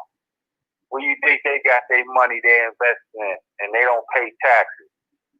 And they going up there in the space, setting up shops out there in the galaxy. Yeah, I think it ain't nothing because it's in Saudi Arabia, right? Okay, watch. You know what I'm saying? And look at Japan right now. In Japan, they got, you go to book a hotel in Japan. If you go to book a hotel in some places in Japan, you got a robot greeting you. You know what I'm saying? And the robot is going through the rooms and spraying chemicals to disinfect the room from the COVID. But before this COVID thing hit, they already opened up a robotic museum, a robotic amusement park and a robotic restaurant in Japan already. And then they brought the humans back because it was mad different. You know what I'm saying? But and are they working from their phones too? Is it working from their phone? They don't got to use no type of physical tendencies no more. They could walk around their phone and pay for everything. Like they tap it on something, doors open up, feed them. I've seen shit like that on YouTube. A person don't even got to be in the store no more. They could just go in the store, get their sandwiches, whatever's in the counter, tap it, opens up the case, they get their food out, and then they tap to walk back out the store. In a large part of Asia. I've seen that on YouTube. So it's speedily changing, boy. Yeah. So I don't know what the NBC is going to do. And a lot of those poor Albions that don't know what's happening, I don't know what they're going to do. The world is moving fast, man, at a speed lightning. How they doing up there in Canada? Cool, Joe? Yo, we're here, yo. You know what I mean? Maintaining. They got that panic going on up there, the fear of panic. Oh yeah, you know that's everywhere. You know that's everywhere. You know I said no. The protests aren't crazy like that. I mean, I haven't seen anything like that really. Like, you know what I mean? They are protesting, but no, they are protesting, and they're still Negro black colored and all that stuff. So they don't got too much sense. Right. But I'm saying the level of tendency, they do eat a little better up there, but everything is fake now. Even the foods, even the health food is coming fake. They messing with the health food these days, more so. Yeah. You know? All you can do is just sit back and watch the movie, man. And stay focused and meditate and go within, man. Exactly. The ancestors. That's all we got. That's all we got. Stay out of the way. Stay out the way of the wicked world. Yeah. Like the Hunger Games out here, in a way. You know what I'm saying? Yeah, it's definitely Mad Max going on right now. Hunger Games, Mad Max, Demolition Man, all that shit is going on right now. All that. RoboCop, freaking iRobot, you name it. All that shit is going on right now. You know, it's a great time to be alive with eyes wide open. to be able to see, you know, what's going on, and you know, just having the awareness. You know what I mean? It's a healthy time right now to know that your mind is where it's supposed to be. Because I don't know how people are doing it. Props. I see Albion be watching you, giving you props. I'll be you know, surfing on YouTube, and they, you know, they be having some cats that be trying to slander Moors, but they be saying there's some of them that's not like that. They playing a little excerpt of you on their channel. You know, they got cats that hovering in on you. Yeah. Talking about how you be talking and all that as a Moor, the Albion. You know? They always get upset when, you know, the truth is out there. They don't want to see nobody, you know, trying to come up like a cream up to the top. Yeah, especially us. They got these little implants all around, you know? Straight. What we looking at, Ms.? 11:56? 11:56 right now? Yeah, I was about to say, yo, brother Belange, we appreciate you for tuning in and calling in, man. Always appreciate it. But I always appreciate y'all too. That's why I gotta, you know, shout y'all out, man. Y'all good people, man. Y'all good brethren, man. Likewise, bro. Likewise. Real true Moors, you know, one of the two real Moors like us out here, man. Walking around, you know. Facts. Peace, my brother. I'm waiting for y'all to come back with that teaching. Y'all gonna come back soon? How that worked out? Yeah. Yeah, we will. Let us close out, bro. We got about 4 minutes left. Oh, no doubt. I say peace to everybody. Heal the floor. Islam. Peace. Yeah, bro. Islam. Yeah, man. I knew when we started this, man. There's so many places to go with this conversation. I mean, I'm still down to go in. I just can't reset another episode right now. Not sure how to do that, but yeah, bro. Like, I just knew with everything that's going on right now, there would be no way to address everything within 3 hours. These 3 hours flew fast. So, yo, warp speed, warp speed.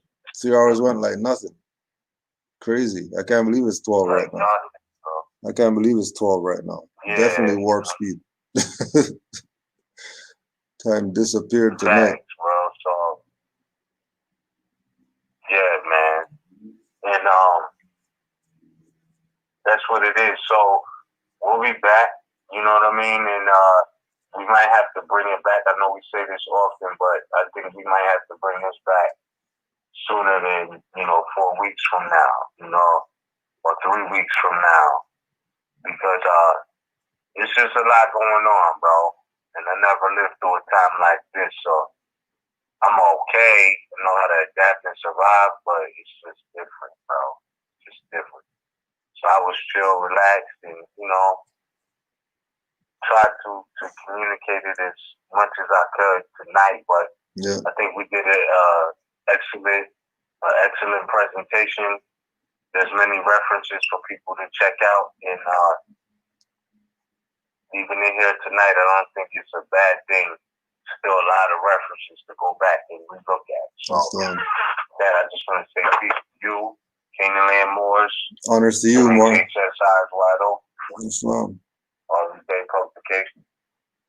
Facts, you know what I mean? Man, don't forget Mantis. Mantis Views 29. Can't forget Mantis Views. Yes, facts indeed. Straight.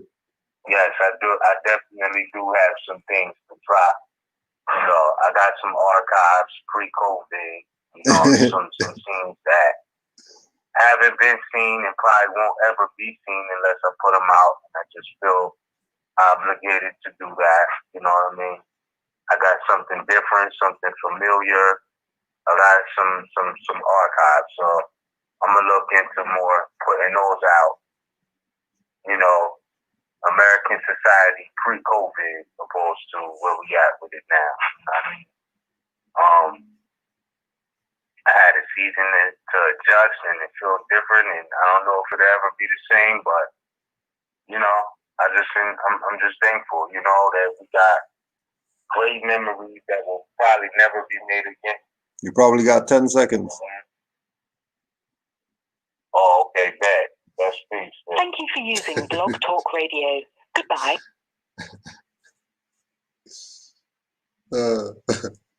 You know how they do, Moors. Islam to all the Moors worldwide. Give thanks for being here, sons of Allah. Sons of Allah. Actually, let's see if I find this thing here. Sons of Allah. Every third Thursday. So don't forget RV Bay Publications. Get your study on. You know, get connected with Moors, link with Moors, and you know, let's stay united. Peace and love to all, and to all a good morning. Islam, Moors.